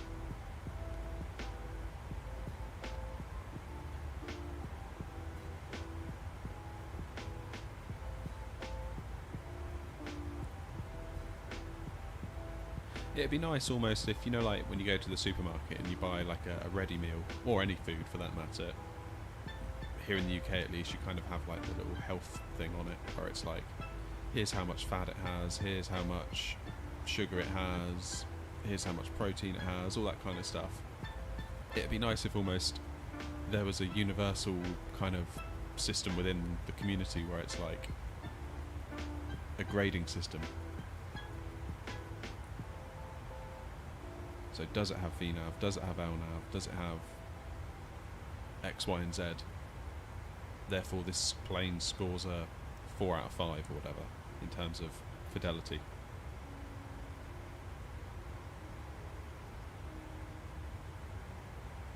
Because then we're all talking about the same things in the same context, not just applying our own labels of completeness to things that can potentially mean different things from different vendors.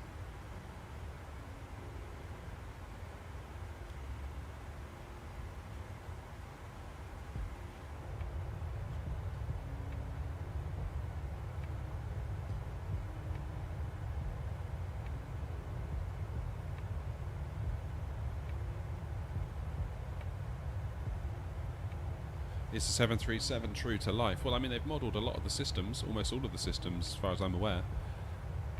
Does that mean if I were magically transported into a 737 cockpit seat right now that was in the air, could I land it? Probably not.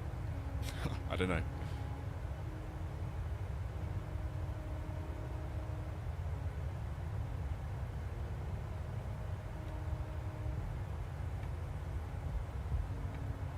What I will say is I went on a 737 simulator day. I went up to Gloucester Airport. They've got a simulator there.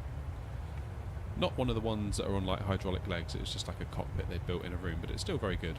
I think they were running ProSim was the simulator in use. And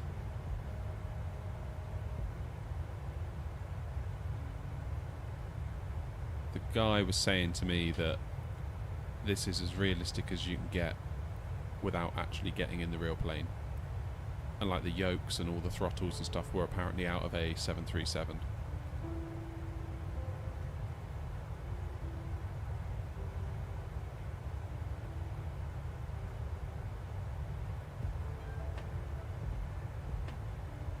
And then obviously after that I came home, I got the PMDG 737, I then got a Boeing yoke, and my experience here at home is very, very similar to that I experienced that day in the sim at Gloucester Airport. So, I don't know. I don't know.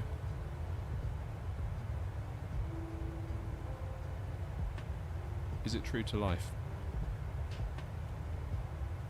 I guess you don't get that same feeling of the forces acting against the aeroplane and sort of the feeling you get in the cockpit seat being kind of thrown around in the wind and whatever.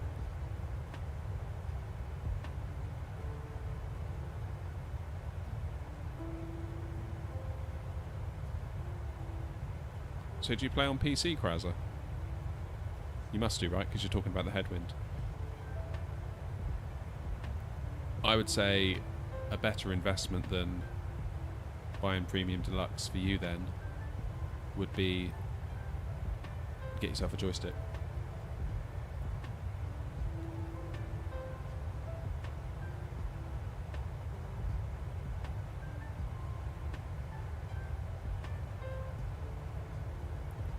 If you can pick up the Airbus one, TCA, Thrustmaster stick, if you can get a good deal on that, that stick will give you everything you need to get going.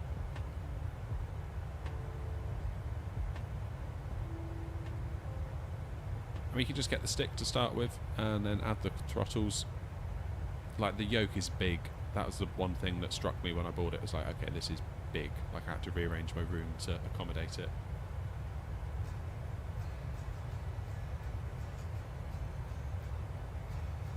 So Felix, what are you flying with?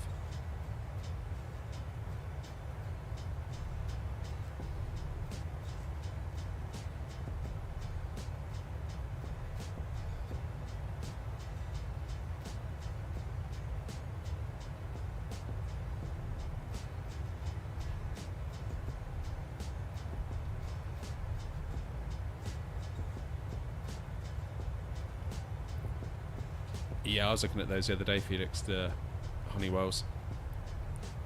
Lovely, lovely throttle, but yeah, a lot of money.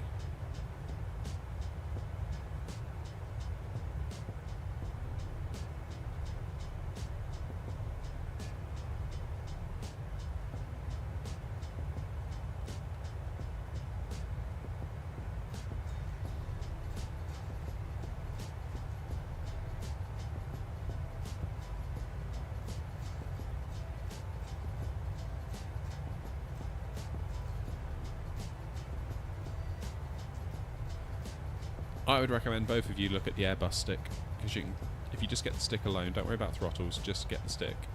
You've got rudder control, you've got a throttle slider built in, you've got buttons. You can sometimes pick it up for £50 or less here in the UK, so if you can get a similar deal,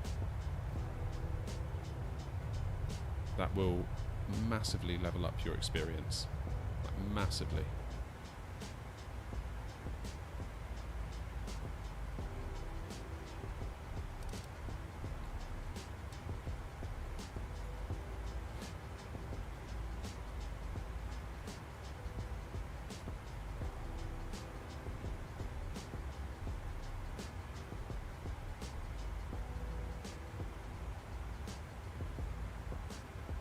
.300 miles to top of descent. That's looking good.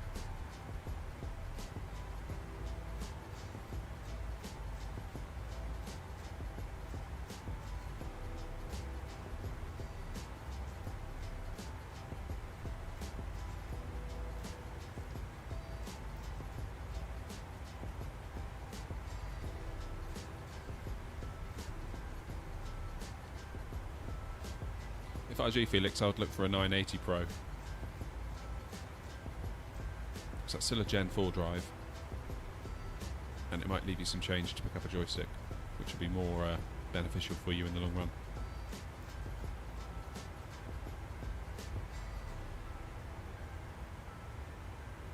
Hey, hello Brian. How are you? Long time.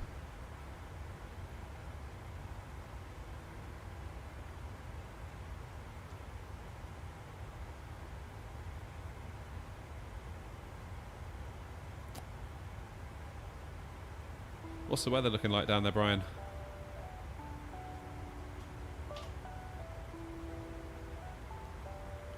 It's looking alright from here at the moment.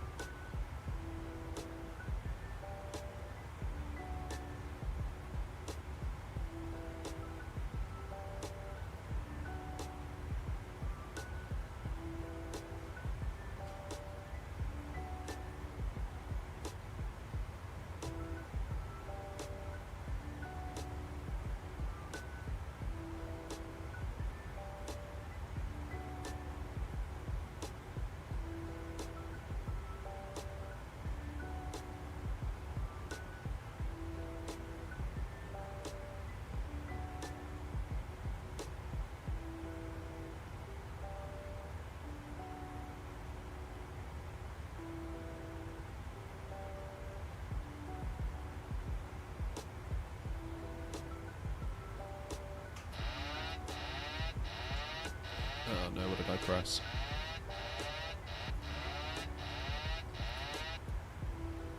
Turned off the autopilot on my keyboard. Silly boy.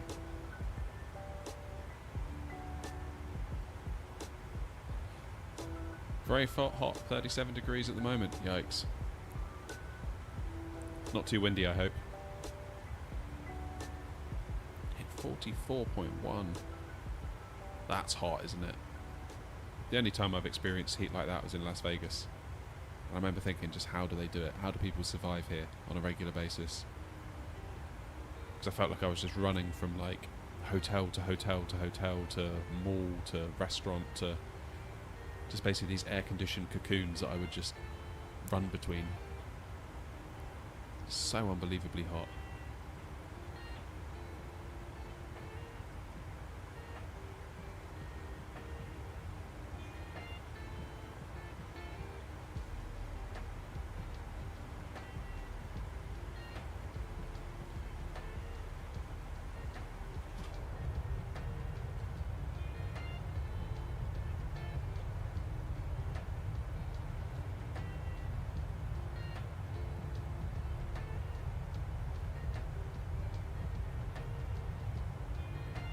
Not good for the PC. No, that's right, Nick. That's fair enough, Felix. Yeah, you got to prioritise stuff.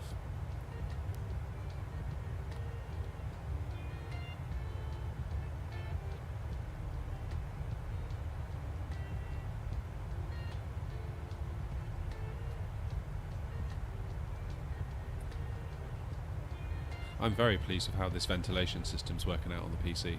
It's worked an absolute treat.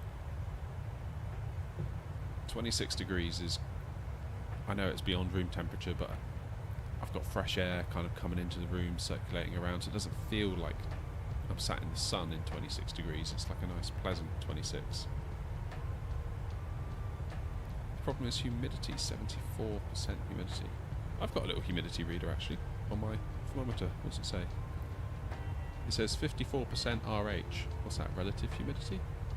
And then with a smiley face next to it saying COM, C-O-M, which I think means comfortable.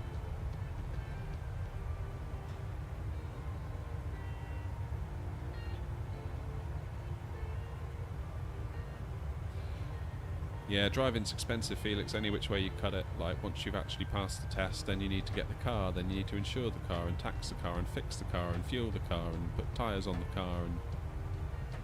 yeah. I long for the day when I don't need a car.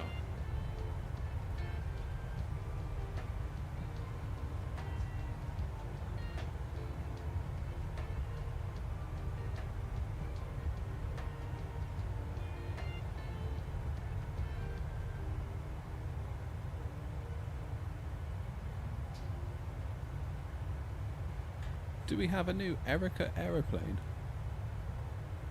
Is that autocorrect messing up there, Nick?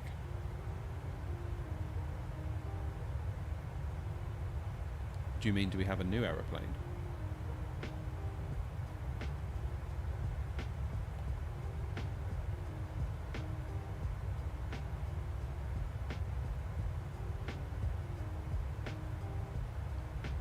We have a Phoenix, Nick. The Phoenix A320, so we've upgraded to that. So I bought that the other day.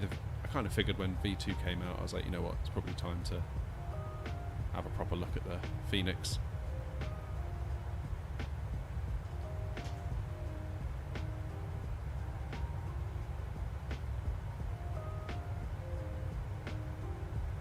But don't think just because we got the Phoenix we won't be flying the fly-by-wire anymore. We definitely will.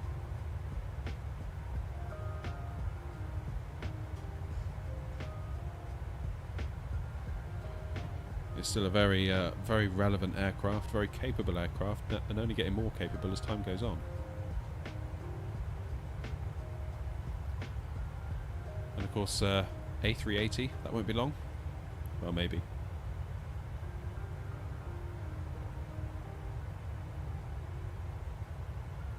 Have I ever thought about starting a world tour, or the add-on that gives you a career mode? I did make a playlist. I don't know if it's still there. I made a playlist on the channel called Around the World in an A320, and the plan was to basically take an A320 and devise a route so that we went to not every country, but sort of every main area of the world, if that makes sense.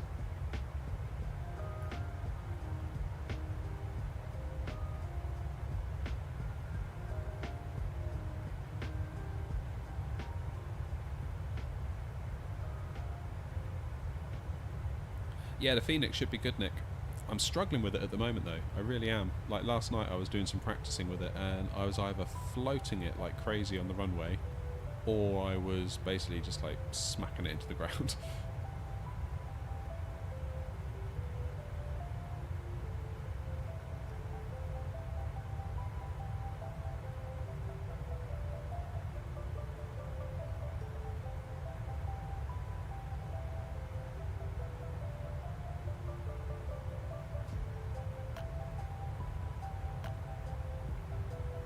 Oh, you were listening about the landing of the aircraft, Brian, yeah. So you've been in a professional 737 sim and you just couldn't land it with all the movement. Yeah, that's... I can sort of relate to what you're saying, because in the one that I went in, it was obviously not a one that moves, but it was... They had this kind of like wraparound projection kind of screen.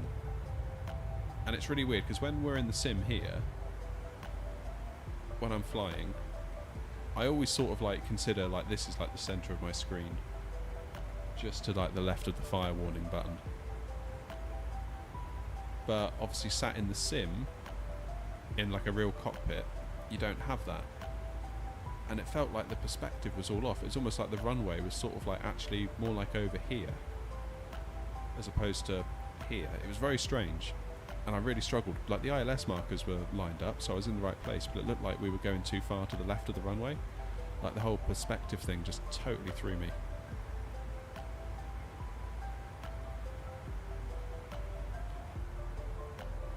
I'd like to have another go though now, because obviously that was a year ago, and I was barely finding my feet with the A32NX at that point. And I'd only flown like the PMDG once or twice. And yeah, I'd be curious to have another go, like a year on, with a lot more of this experience under my belt. But I don't know, like, I still have bad days, even on this, so...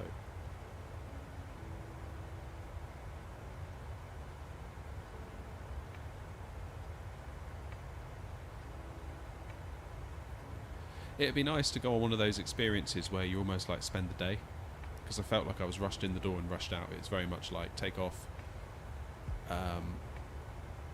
quickly climb to 3000, do a U-turn, basically doing a little circuit of Bristol Airport. Then it was land, but don't stop and just do a touch and go basically. Then one more, and that's it. they give you a certificate, say well done, and here's a 50% off coupon if you want to come back within 6 months or something. It's all over and done with very quickly. Oh, sorry Felix, I haven't even started on that video yet.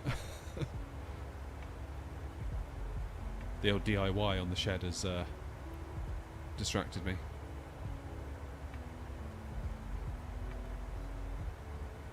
But yeah, it'd be nice to go and spend a day like in one of those sims that are on the hydraulic legs and all that stuff.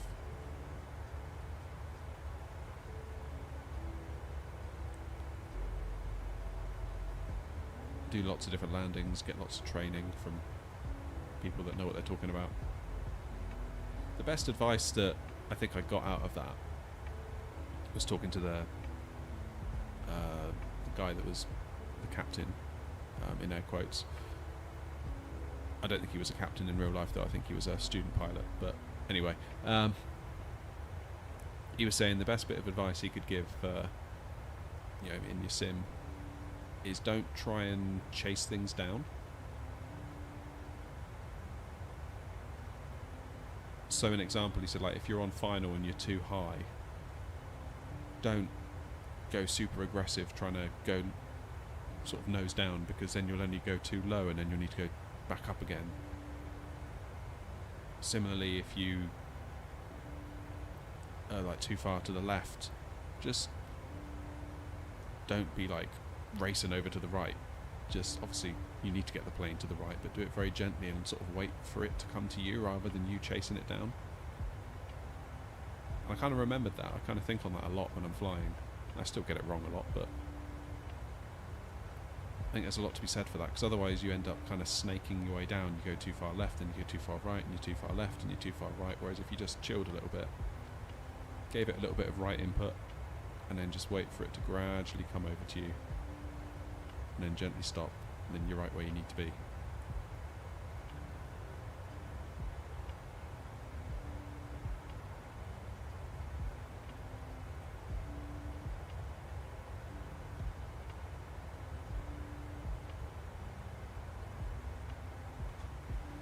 Must have some, yeah, there they are. I was going to say, must have some mountains coming up. Brian, have you ever tried VR? I wonder whether that would...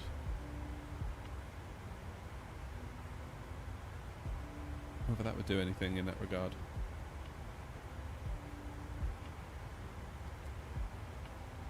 Whether a VR headset would kind of give you that feeling like you're in the cockpit, like you were in that simulation experience.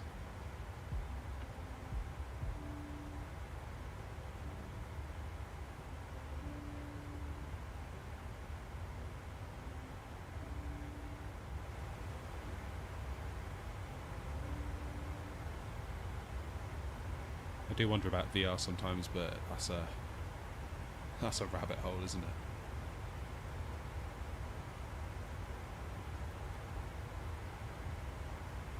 I was thinking the other day a really nice setup might be, because I'm on a 4K TV, but I've actually got it running at 1080p at the moment just because my GPU has been having issues.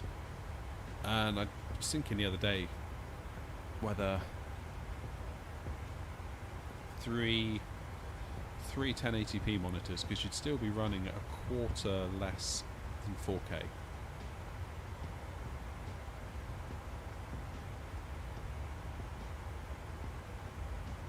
So you'd be driving 3/4 of the pixels that a 4K monitor would, because 4K is essentially like 4 1080p monitors lined up in a square.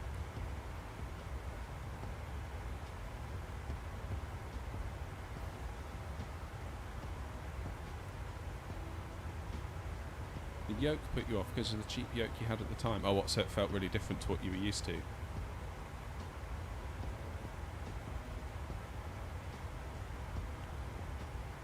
I will say that the Boeing yoke that I got from Thrustmaster, and if you add, they give you an extra spring that you can add in, and if you add that spring, it makes the yoke feel way heavier, which feels very similar to what I used on the day at that sim thing.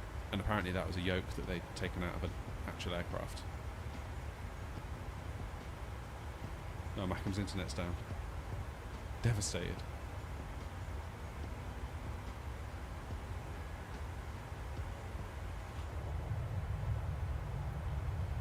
Definitely getting near to Spain now. Look at the colour.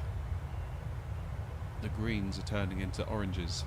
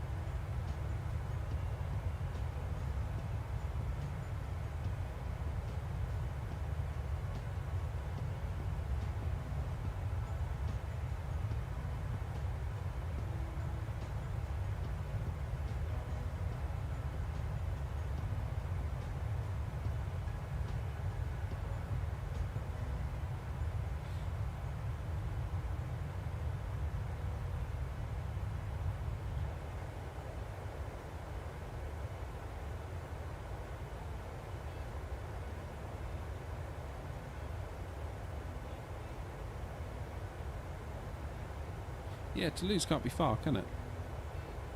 Let's load up the charts. Although quite often loading this makes the plane behave weirdly. Yeah, look.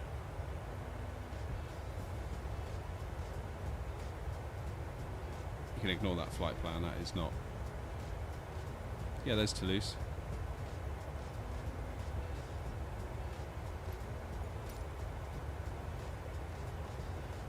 Yeah, right above it. It's all green at the moment, Brian. What, in the south of France? I suppose it is still quite green, isn't it? Relatively.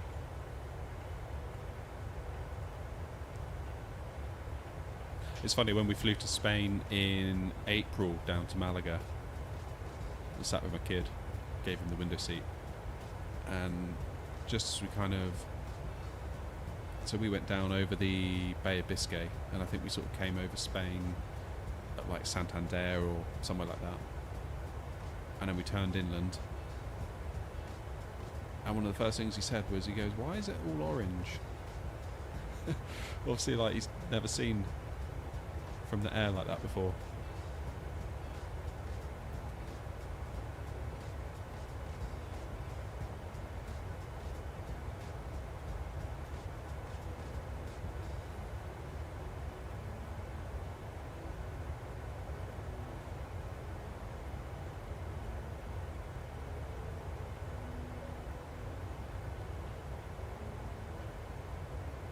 Landed with 0.4 block fuel. That's plenty. What's the matter with you? It's the perfect amount.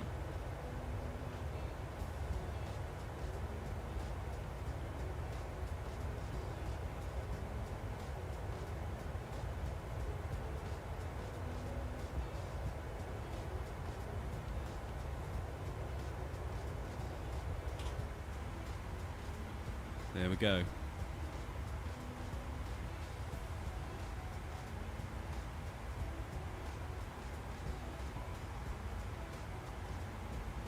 What a view. So tonight I'm going to give VATSIM another go, I think. It's a funny one, VATSIM. I want to do it for the channel, but at the same time I want to make sure I'm getting it right and not becoming a hindrance to them. Do I rather a heavy plane or a light plane? What, you mean as in terms of load or different aircraft?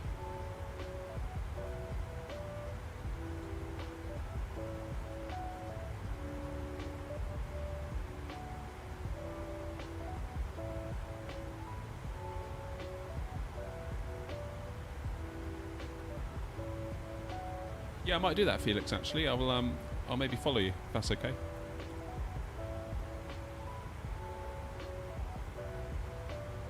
Yeah, load. I'll be honest, I don't really care. I don't know. It doesn't seem to make a huge difference to the outcome of the landing. It just means the speeds are a bit different, I guess. And then when you Yeah, I don't know. It's not something I really thought about a huge amount.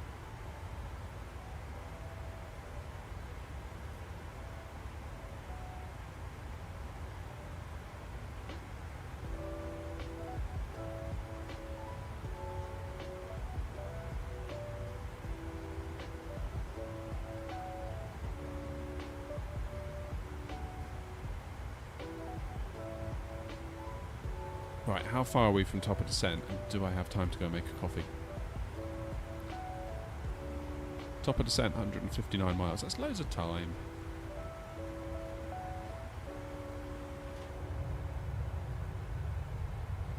Okay, you all enjoy the nice views of the mountains. I'll be back in a couple of minutes with a very nice cup of coffee. See you in a minute.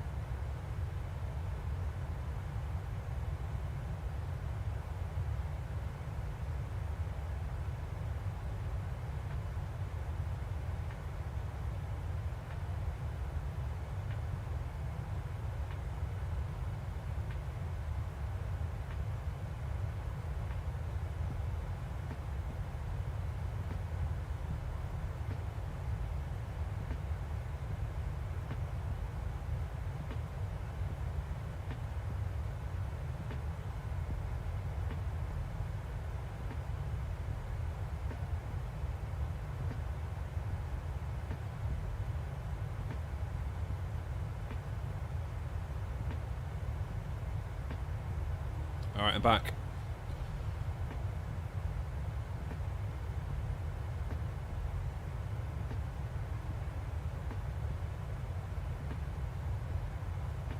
Also, what you can do, fly along your vacuum, maybe let the controller know. What I'll probably do, Felix, if it's alright with you, is I'll go into observer mode and I'll just basically pretend I'm you and just try and listen out for all the stuff and try and see if I do it okay. I think the one thing I'm going to struggle with is the speed at which some of the controllers speak.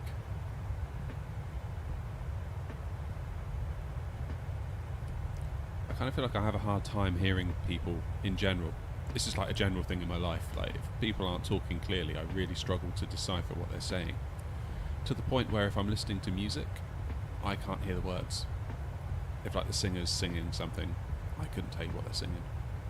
Unless like it's part of the song where the style of singing is like borderline just talking. But as soon as they go into any sort of tune, I can't hear what they're saying. I hear the tune, but I can't hear the words.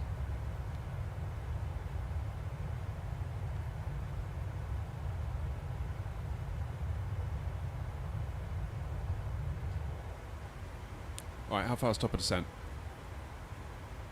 What? Oh, that was me, wasn't it? Clicked it. Okay. 106 miles.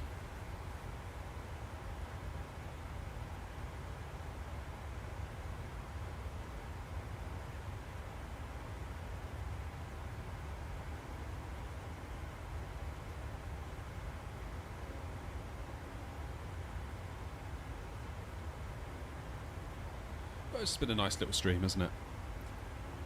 Very pleasant indeed.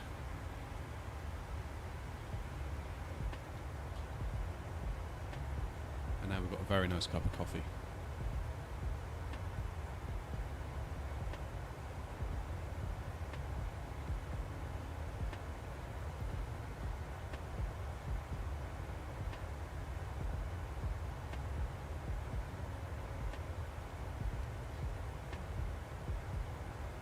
Oh no, my average view duration was 737 a minute ago.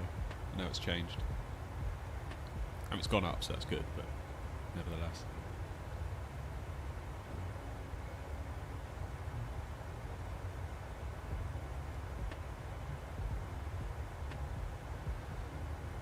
Yeah, it was weird last night. I was doing some practice landings in the Phoenix and I was just messing up every single one, so I got really annoyed. I was like, oh, what's wrong with me? Like, how am I this bad? So I started doing some landings in the 737.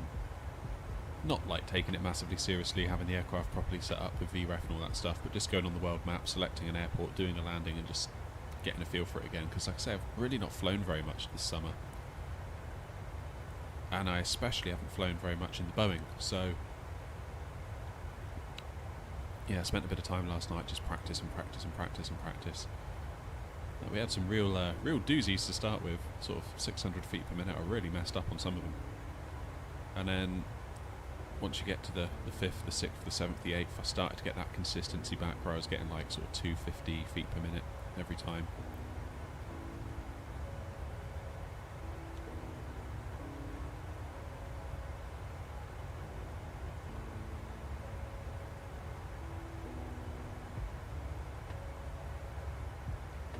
Maybe start in Norway. Yeah, okay, cool.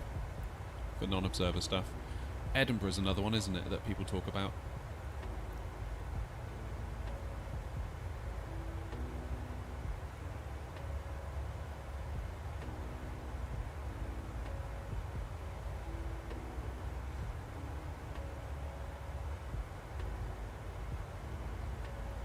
Edinburgh to Bergen. That sounds like a flight.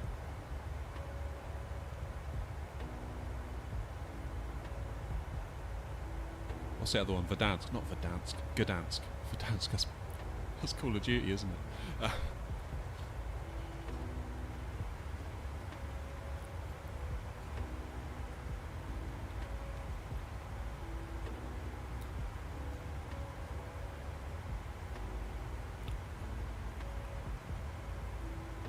So what's the plan? 380, then we start making our way down.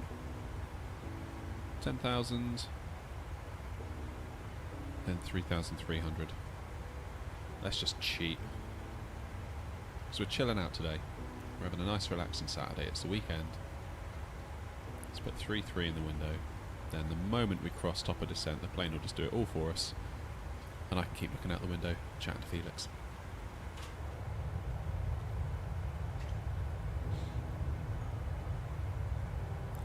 You're not sure about Edinburgh? Okay, that's contrary to everything I've heard. But then I haven't actually done it myself, so. Josh, good afternoon. How are you?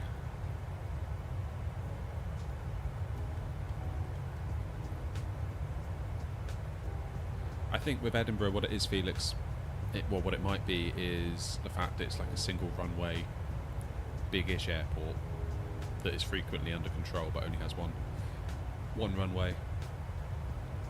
Not too many different approaches or SIDs.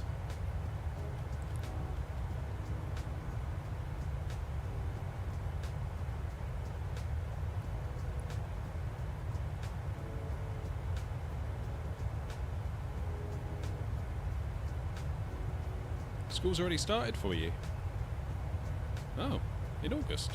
I thought school starts in September.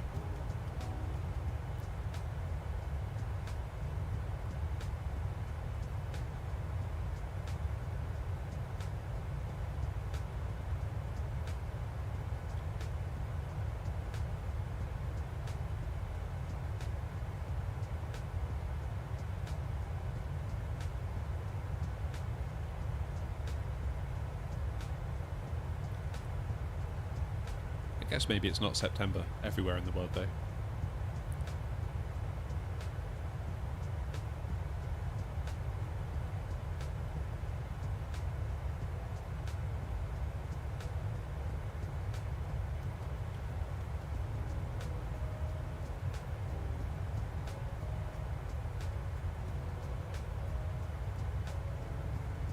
Oh, I need to get a new iPad. This iPad that I'm using is an old first gen iPad Air.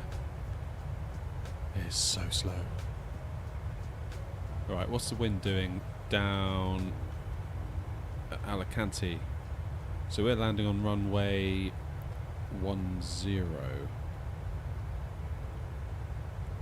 Wind is 100 degrees at 8 knots. Oh. That sounds like a crosswind.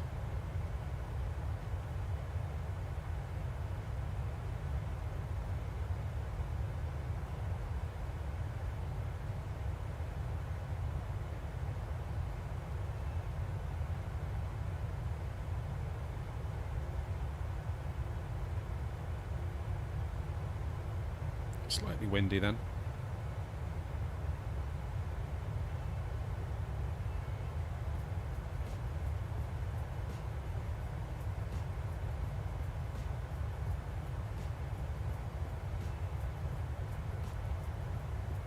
Around the 12th here in Spain. Was that the 12th of September, Brian?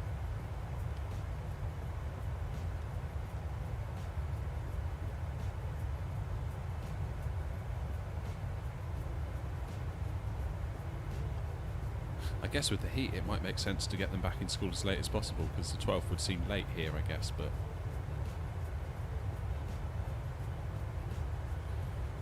my setup for Microsoft Flight Simulator is like only a joystick with a throttle on it. It's called the 3D Extreme Pro, a Logitech. Oh, I think I know the one you mean, Josh. And that's fine. Like, I kind of feel like by having like the throttle and the yoke and all the stuff here, I'm almost like encouraging you all to go and spend loads of money, but I don't think you don't need to, not necessarily. Like I spent a long time just with my Airbus TCA stick from Thrustmaster, and that was like 50 quid. So you can make do with just that. Yeah, throttles are nice. Although keep in mind that for the majority of the flight you won't be touching it. Especially if you're in an Airbus and you just put it in the climb gate almost immediately after takeoff, you won't touch it again until you just bring it to idle when you land. So, you know, keep that in mind.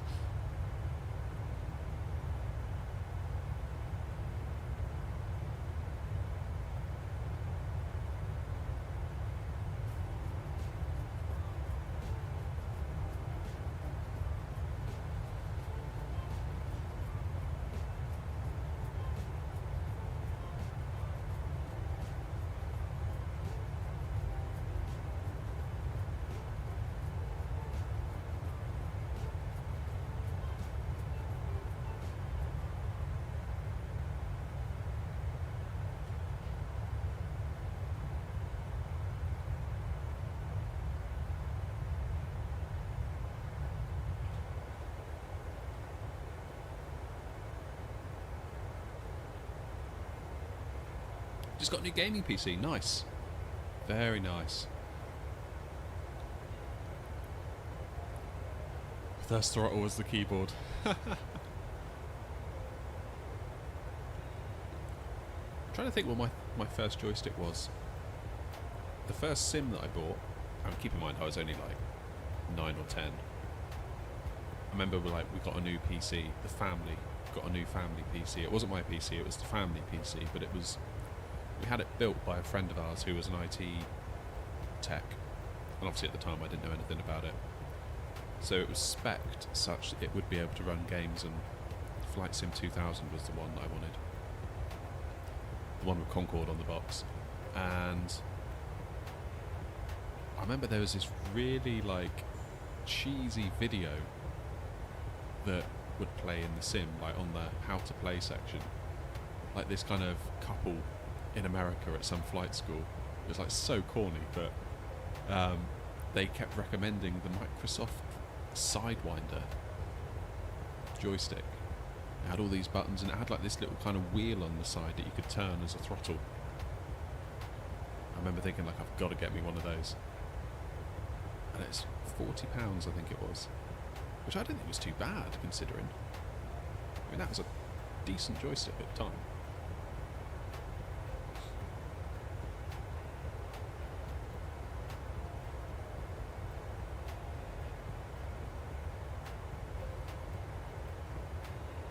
Yeah, the old Sidewinder. That's my first joystick. Brilliant joystick.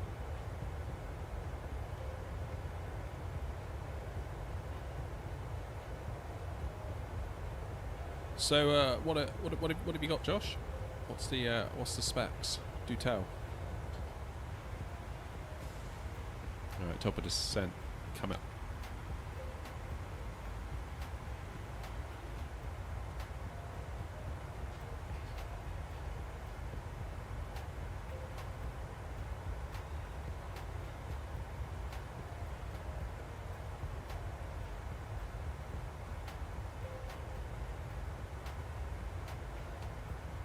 Yeah, the PC.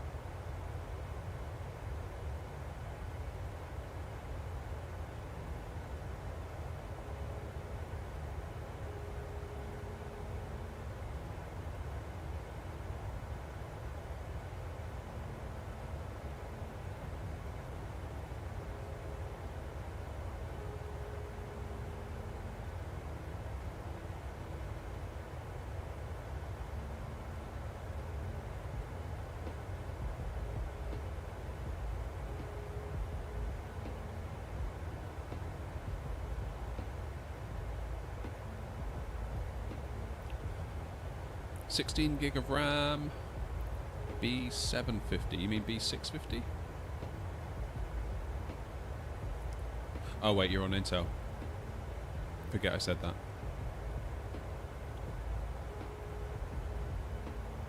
4060 Ti and a i5 12th gen. So what's that? A 12600 or a 12400? Either way, very nice. Very nice indeed. So for me, I'm on a AMD Ryzen 5600X, and I've got an Nvidia 3070 with 32 gig of RAM. But by far the biggest bottleneck is my CPU. Easy way to find out, Josh, I don't know if you know, if you enable developer mode in the sim, then you get this menu at the top, go to display FPS. Oh, actually my GPU is the one that's freaking out at the moment. That's unusual. Normally my GPU is in the green, just chilling out basically, and it's my CPU that's blocking the performance.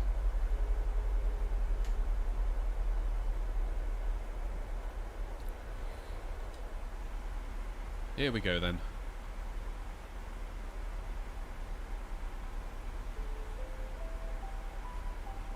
Down we go. So it's more or less a straight line to Alicante now, just following that coastline. Let's bring some charts up for you all, if it doesn't upset the plane too much. God, it does, doesn't it? The fact that this loads, it totally wobbles the sim. I should maybe stop doing that. Right, import my flight from SimBrief. Come on, there we go. Yeah, top of descent now, Josh.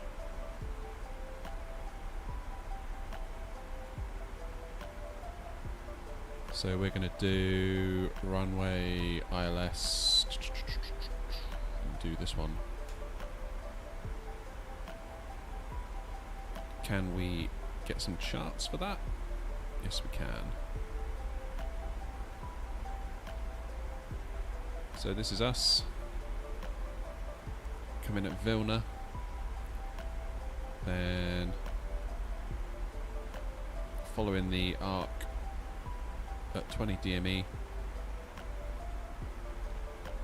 then coming on final. What's the go around? Climb 100 degrees to 3 miles, turn right to intercept, and then follow R125 to Magul.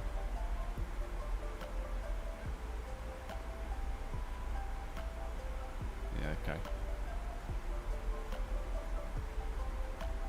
To 4,000 feet and then hold. So here's Magul, so you would just hold then at Magul.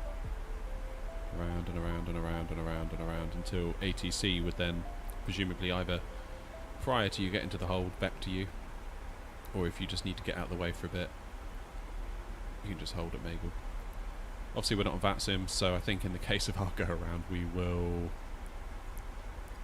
will probably head out to Vilna again and have another go.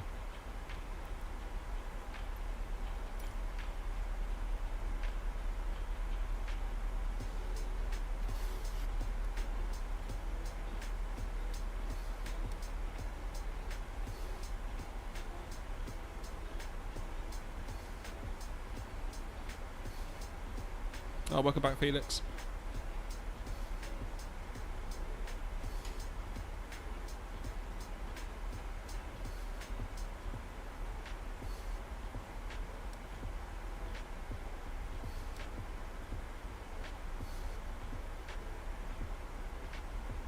Yeah, we do, Josh. It's members only, channel members only at this time, though.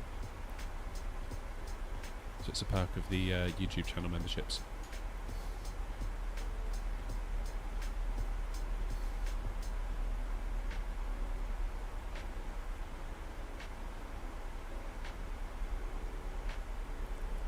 Oh, that's interesting, Felix. I didn't realise that. I thought they all spoke English.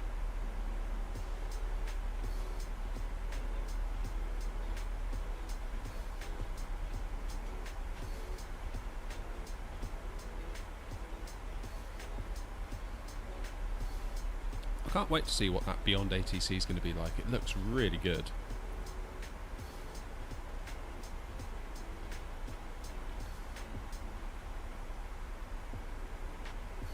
William, welcome back.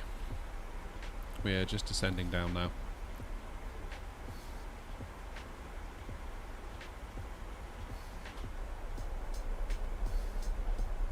The sim is looking mighty fine today, isn't it? Look at that.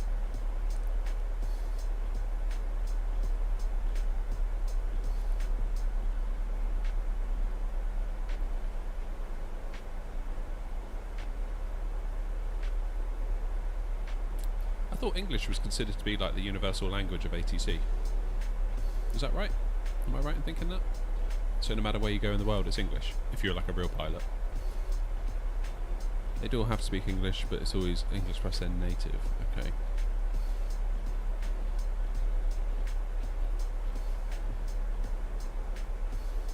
So if they were speaking, say, French, and I turned up and just spoke English, would they then presumably speak back in English? I guess you just might lose some situational awareness, because obviously if you can't understand what they're talking about to the native speakers.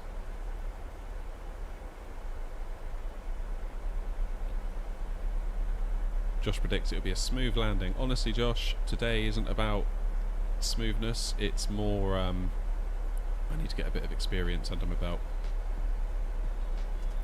It's been a funny old time this summer. Last summer was great. I had loads of time to myself. I could stream and grow the channel and kind of keep the axe sharp, so to speak. Whereas this summer's just been a write-off. I've had hardly any time to stream. The channel has suffered massively, and as a result, I'm feeling a bit rusty. Very rusty.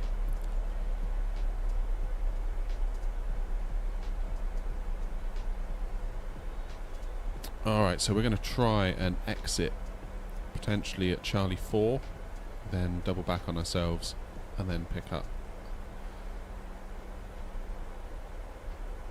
one of the stands, maybe stand 31?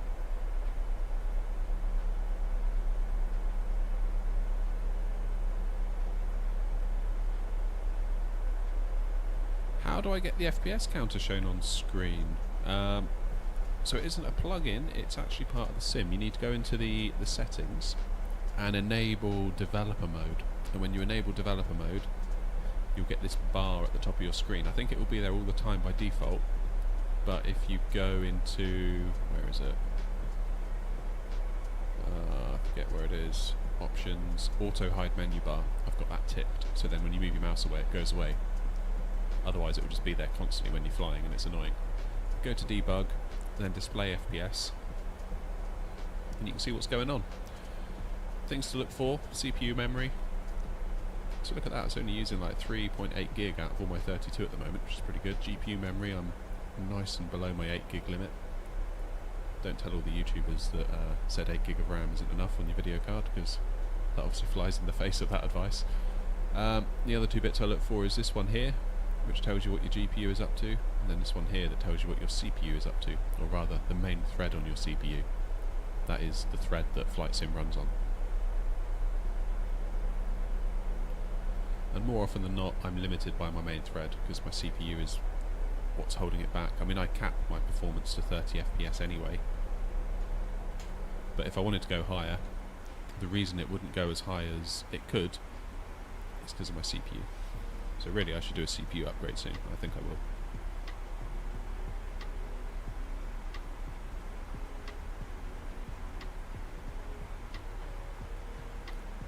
So everything's looking nice here. We are well on profile, which is good.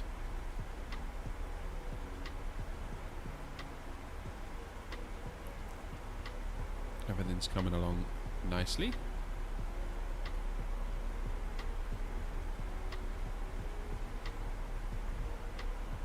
It's country dependent. Yeah, okay.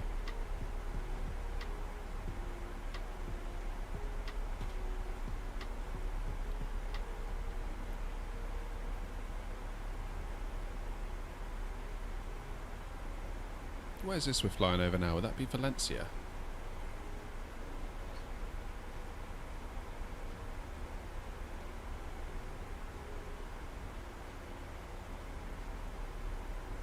Yeah, it's Valencia beneath us.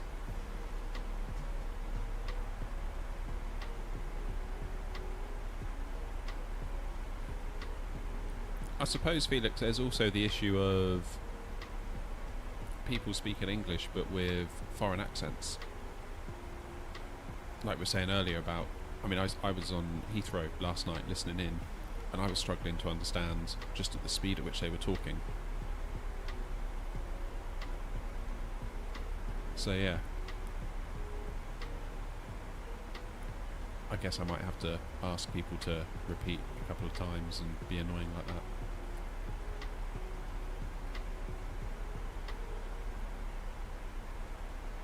So winds, as the last report, 100 degrees at 8 knots.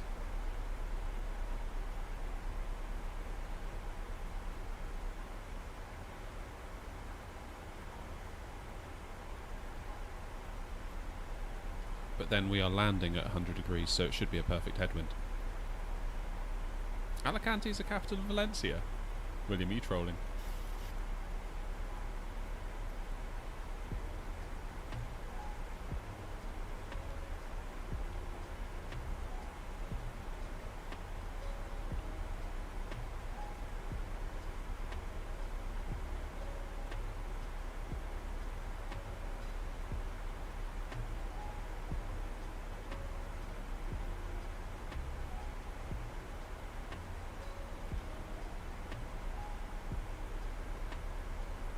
Okay, let's go to 150 for that one.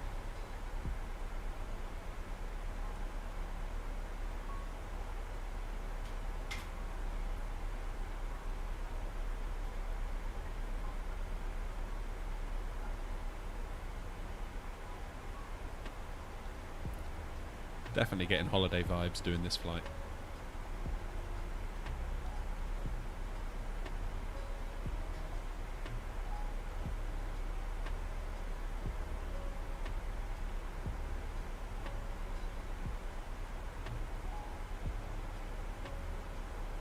Yeah, fair enough, Felix. Duly noted.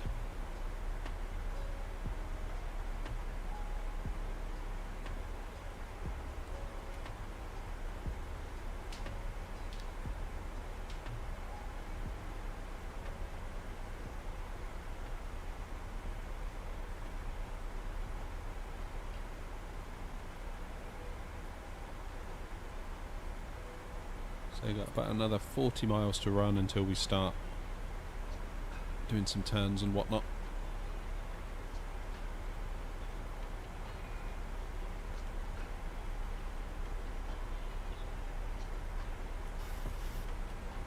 What is going on here?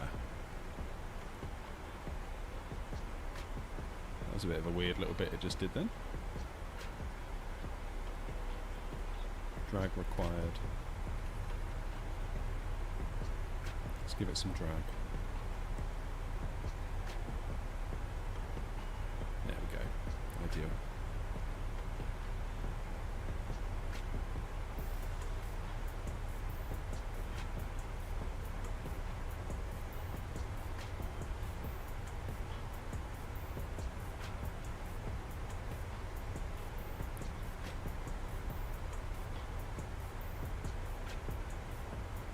LEAL is in the town of Ouch. Yes, it is, isn't it? Because they've got the zoo at Ouch. I remember going to that zoo and thinking, we are incredibly close to the airport. And I looked on the map and it was like, yeah, the airport is basically Ouch, isn't it?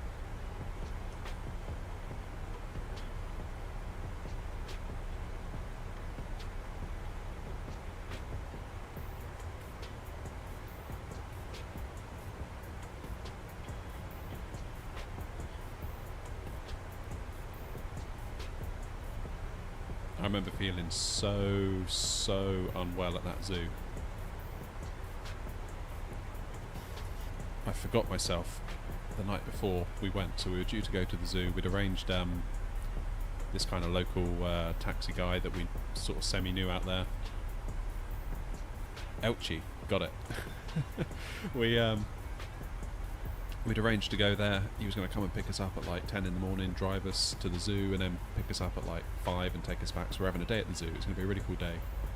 But the night before we were due to go, I woke up in the night really thirsty, and I just grabbed a glass, went to the sink, poured a pint of water out of the sink and just drank it, because that's what I do at home. But of course you mustn't do that in Spain, and I completely forgot. And in the car on the way there, all of a sudden I just started to feel not good at all. Luckily I managed to hold it together until we got to the zoo. But I remember just like sitting on a bench, just like feeling sad for myself all day.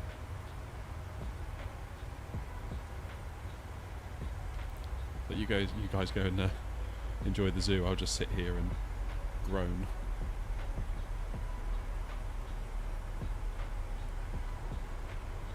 Still, a very nice lady who worked at the zoo took pity on me. She came over and said, "Are you okay?"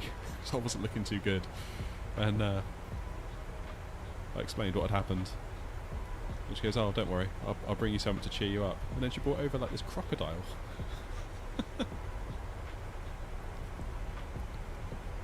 Like this little tiny crocodile that she just sellotaped the mouth shut so it couldn't bite people. She's like, "Here, stroke a crocodile." I was like, "Okay, thanks." I think it was a crocodile. It looked like a crocodile, just small.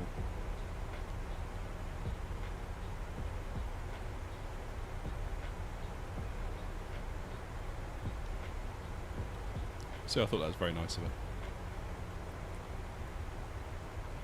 Why not drink the water? Has that changed now then, Brian? Because I was always told you mustn't drink the water in Spain. Like, if you're a tourist at least. Not considered clean enough or something.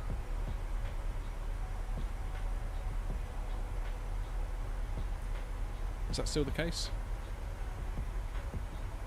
Or does it vary on area?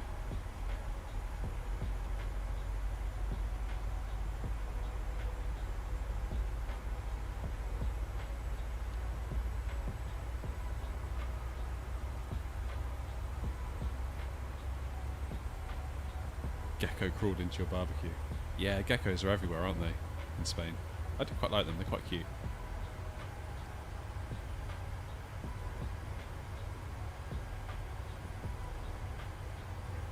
Been drinking it for 35 years out the tap. You must have built up some sort of immunity then, Brian. When we got back from the zoo, like the next day, we went out for some food, and we ended up in this like Irish bar that was basically full of English people that had moved out there, and I got chatting to one of them, and yeah, he was like, "Oh, you drank the tap water." Like, okay. Silly boy, don't do that again, kind of thing.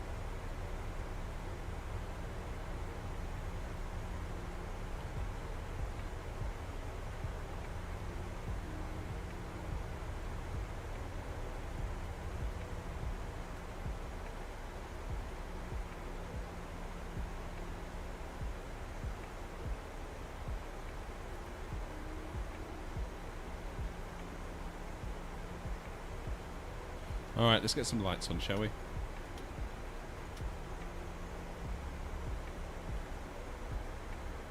Now then, what is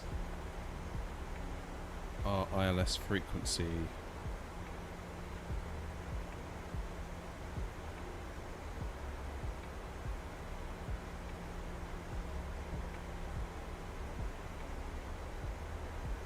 How do I find that on my charts app?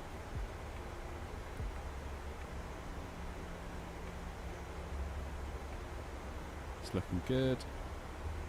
110.3 would seem to be it. 1103 ILS.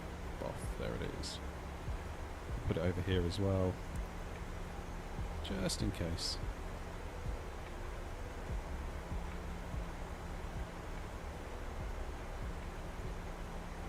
.3. Yeah, that's fine. We'll do a flaps 30, shall we?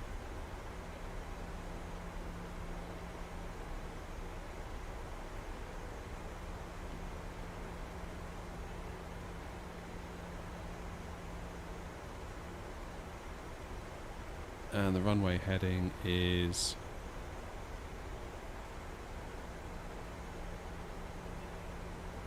100 degrees exactly, so let's get that in.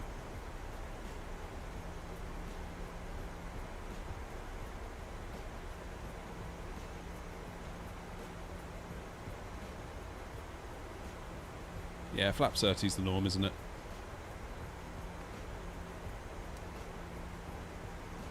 Decel coming up.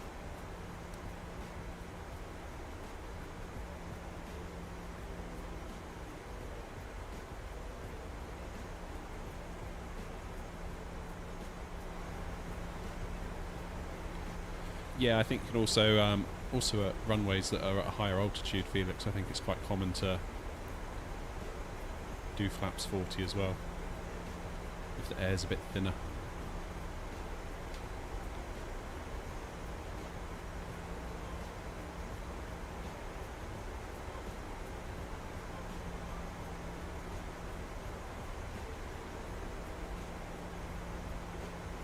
So if we go for auto brake 2,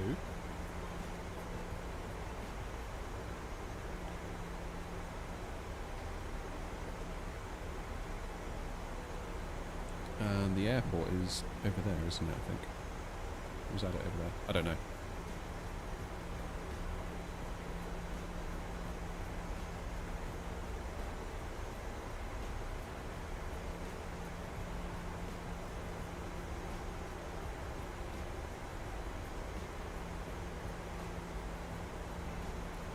What a lovely approach. Okay, so we've done decel. That wants us at 220 at Vilna.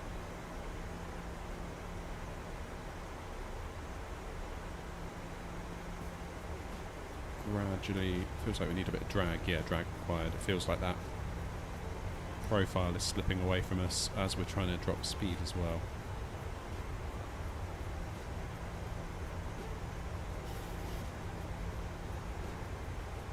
So VREF is 147, so if we do 152, VREF plus 5.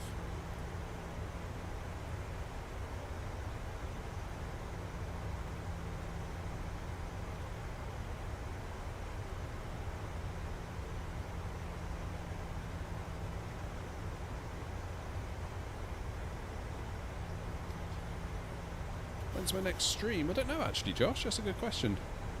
Maybe get one in tomorrow.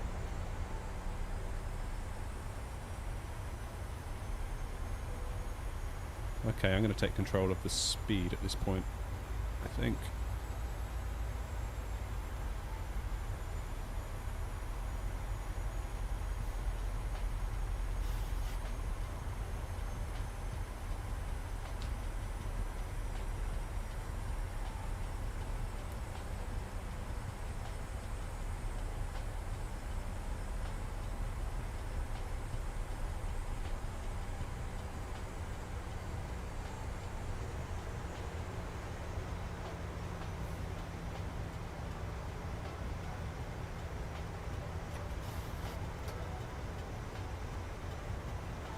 Let's get some flaps on the go, shall we?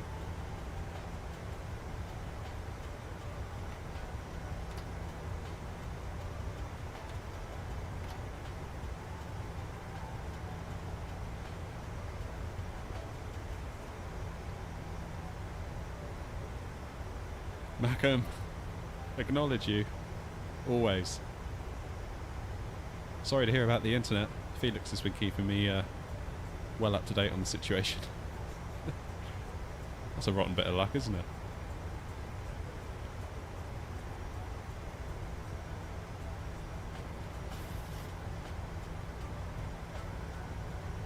Alright, let's do 160 until we're about 4 DME.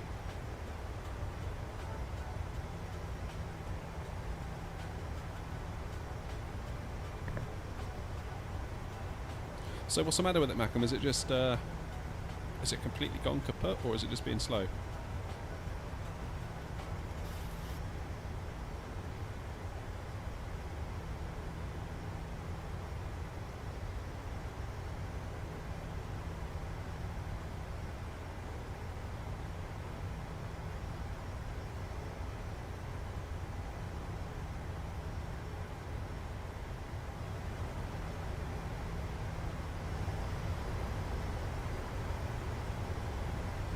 It's a massive pain, yeah. It's like, it's almost become like running water, isn't it? The internet is like so important.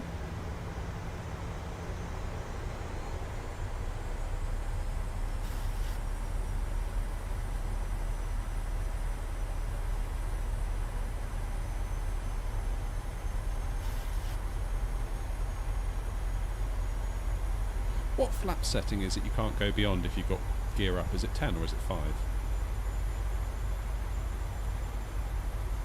Let's try 10.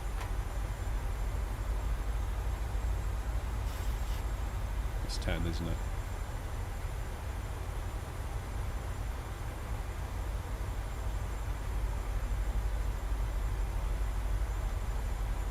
Here we go.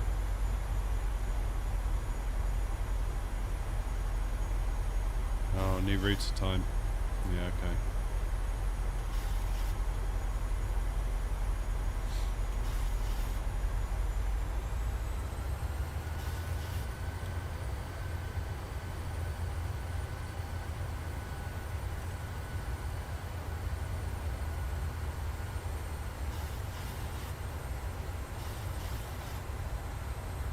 Okay, go around altitude is set.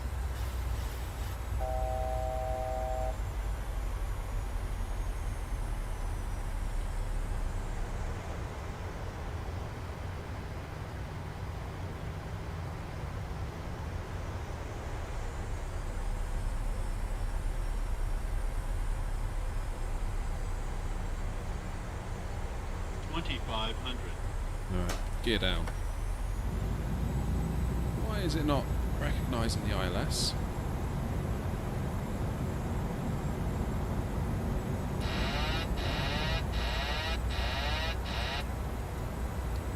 Somewhat concerning.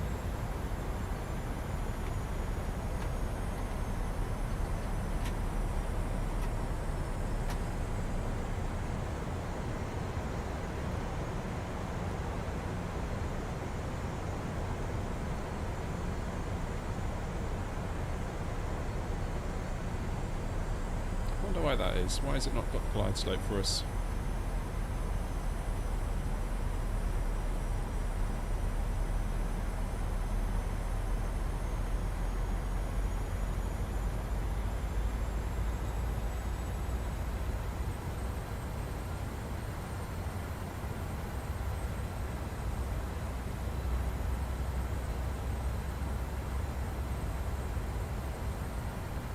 On 0.3. Oh well, it's too late now.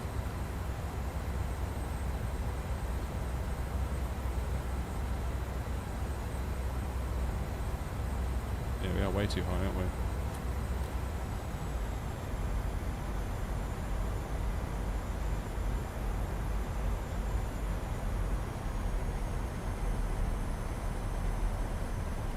That was a bit annoying.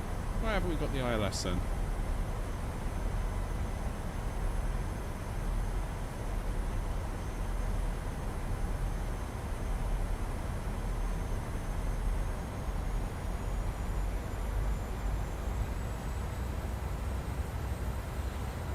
Alright, gear down. 1,000. Flaps are 30. Here it comes. Yeah, we're way too high, aren't we?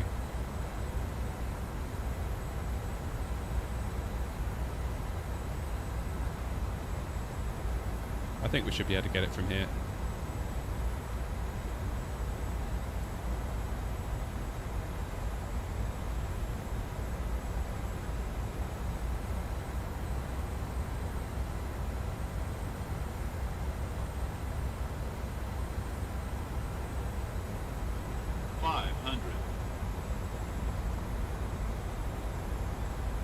Still a little bit on the high side.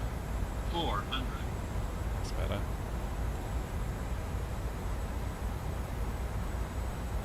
Quite breezy.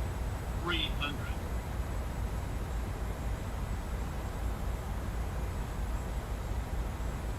200.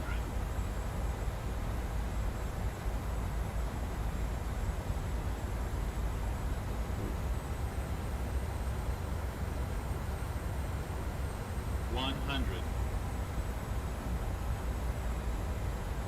50. 30. 20. 10. Time to go. Oh. Not the greatest, but we're down. It's below VRAF, wasn't it?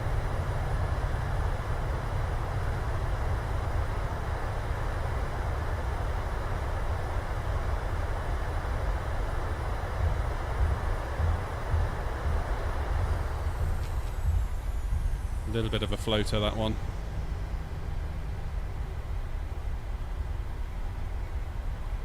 .300 feet per minute as well. 372 according to Sim Toolkit Pro. Blimey.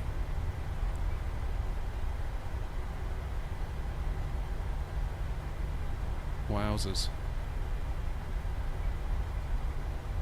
I should have gone around, I think, Felix. I feel like that was all rushed towards the end. That was not a good, stable approach. I was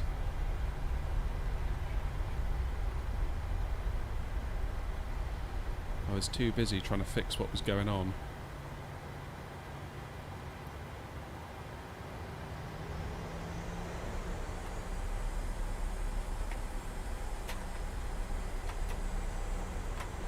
Yeah, I thought that felt smooth to me. It definitely didn't feel like a 372. Yeah, I shouldn't have been so impatient. I just wanted to get down, really. That's what it was. That was my own impatience getting in the way of me there.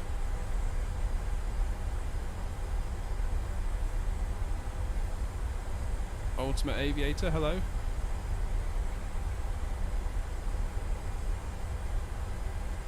Still, it said 1G on the landing report, so it must have felt okay.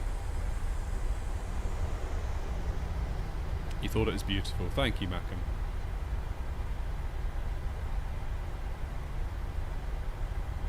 Yeah, yeah, like you say, it was there, Felix. So it's strange that the flight plan brought us in as high as it did, because the plane was doing what it thought it had to.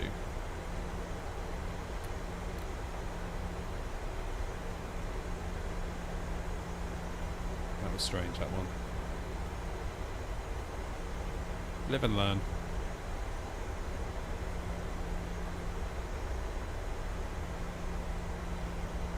Live and learn.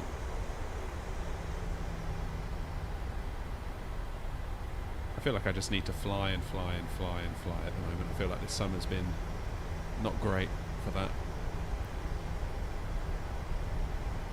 And I'm all rusty and I don't like it. I probably should have consulted charts a bit more on where I should have been. Yeah, exactly, Felix. Everything you're saying is completely right.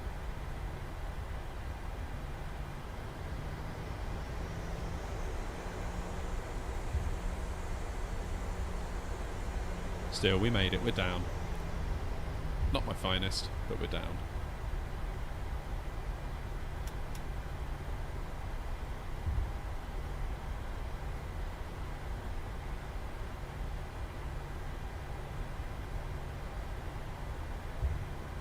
Yeah, I mean, I wouldn't say it was bad, but it's definitely not one for the Hall of Fame, let's put it that way.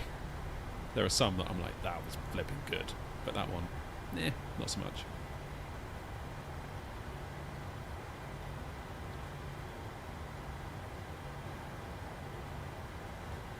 Alrighty, parking brakes, let's get that APU on, shall we? There we have it. Welcome to Alicante, albeit a little bit of a floaty approach. That definitely should have been a go-around, Felix. I'm kicking myself now for not doing a go-around. But we live and we learn.